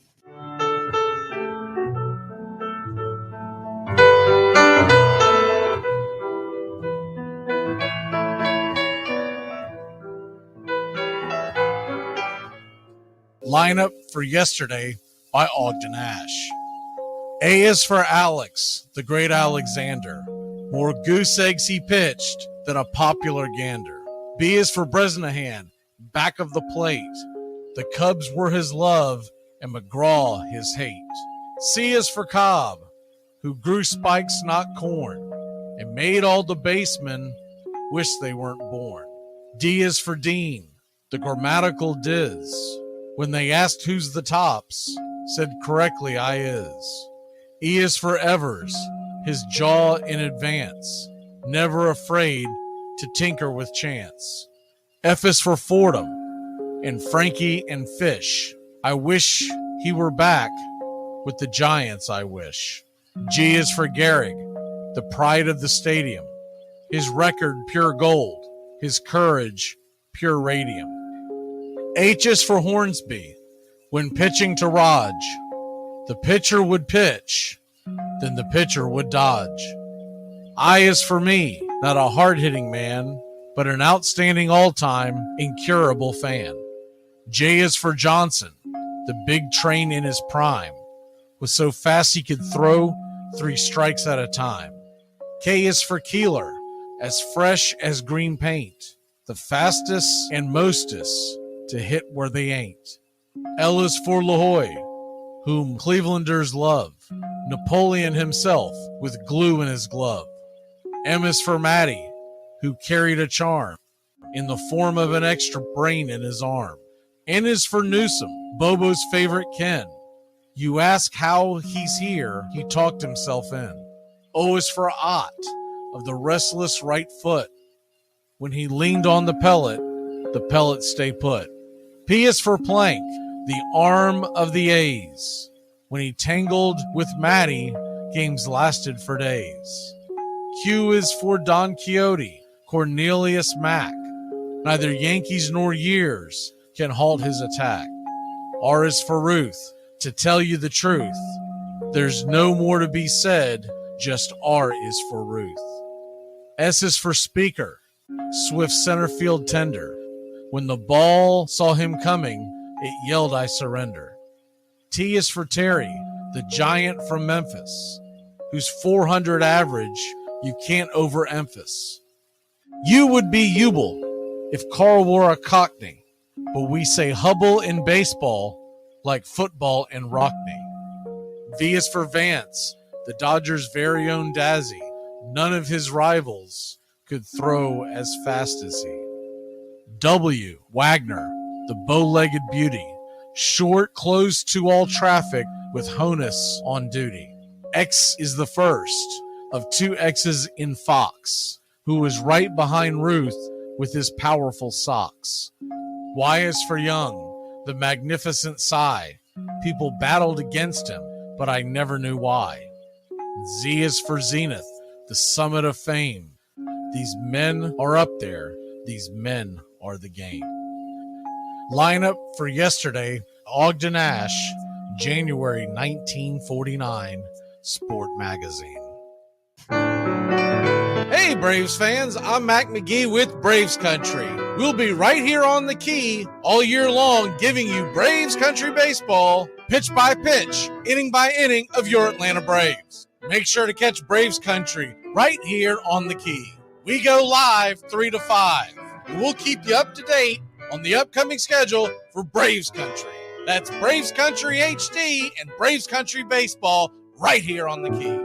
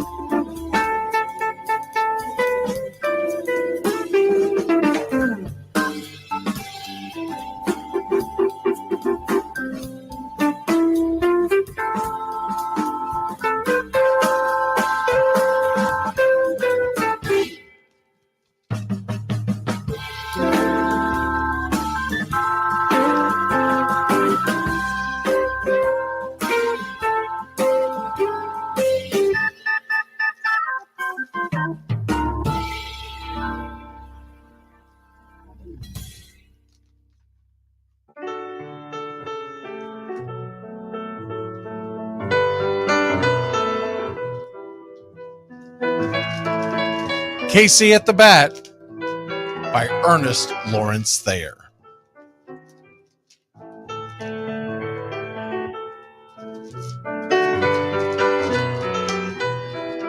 The outlook wasn't brilliant for the Mudville Nine that day. The score stood 4-2, but with one inning more to play. And when Cooney died at first and Barrows did the same, a pall-like silence fell upon the patrons of the game. A straggling few got up to go in deep despair. The rest clung to the hope which springs eternal in the human breast. They thought, if only Casey could but get a whack at that, we'd put up even money now with Casey at the bat. But Flynn preceded Casey, as did Jimmy Blake, and the former was a hoodoo, while the latter was a cake. So upon that stricken multitude, grim, melancholy sat, for there seemed but little chance of Casey getting to the bat. But Flynn let drive a single, to the wonderment of all, and Blake, the much despised, tore the cover off the ball. And when the dust had lifted and men saw what had occurred, there was Jimmy safe at second and Flynn a hugging third. Then from 5,000 throats and more rose a lusty yell. It rumbled through the valley, it rattled in the dell. It pounded on the mountain and recoiled upon the flat, for Casey, mighty Casey, was advancing to the bat. There was ease in Casey's manner as he stepped into his place. There was pride in Casey's bearing, and a smile lit Casey's face. And when responding to the cheers, he lightly doffed his hat. No stranger in the crowd could doubt 'twas Casey at the bat. 10,000 eyes were on him as he rubbed his hands with dirt. 5,000 tongues applauded when he wiped them on his shirt. Then while the writhing pitcher ground the ball into his hip, Defiance flashed in Casey's eye. A sneer curled Casey's lip. And now the leather-covered sphere came hurtling through the air, and Casey stood a-watching it in a haughty grandeur there. Closed by the sturdy batsman, the ball unheeded sped. That ain't my style, said Casey. Strike one, the umpire said. From the benches black with people, there went up a muffled roar, like the beating of a storm waves on a stern and distant shore. Kill him! Kill the umpire! Shouted someone on the stand, and it's likely they'd have killed him had not Casey raised his hand. With a smile of Christian charity, great Casey's visage shone. He stilled the rising tumult. He bade the game go on. He signaled to the pitcher, and once more the dun sphere flew. But Casey ignored it, and the umpire said, "Strike two." "Fraud!" cried the maddened thousands, and echoed answered, "Fraud!" But one scornful look from Casey, and the audience was awed. They saw his face grow stern and cold. They saw his muscles strain, and they knew that Casey wouldn't let that ball go by again. The sneer is from Casey's lip. His teeth are clenched in hate. He pounds with cruel violence his bat upon the plate. And now the pitcher holds the ball, and now he lets it go. And now the air is shattered by the force of Casey's blow. Oh, somewhere in the favored land, the sun is shining bright. The band is playing somewhere, and somewhere hearts are light. And somewhere men are laughing, and somewhere children shout. But there is no joy in Mudville. Mighty Casey has struck out. Casey at the Bat, Ernest Lawrence Thayer, published June 3rd, 1888. San Francisco Examiner.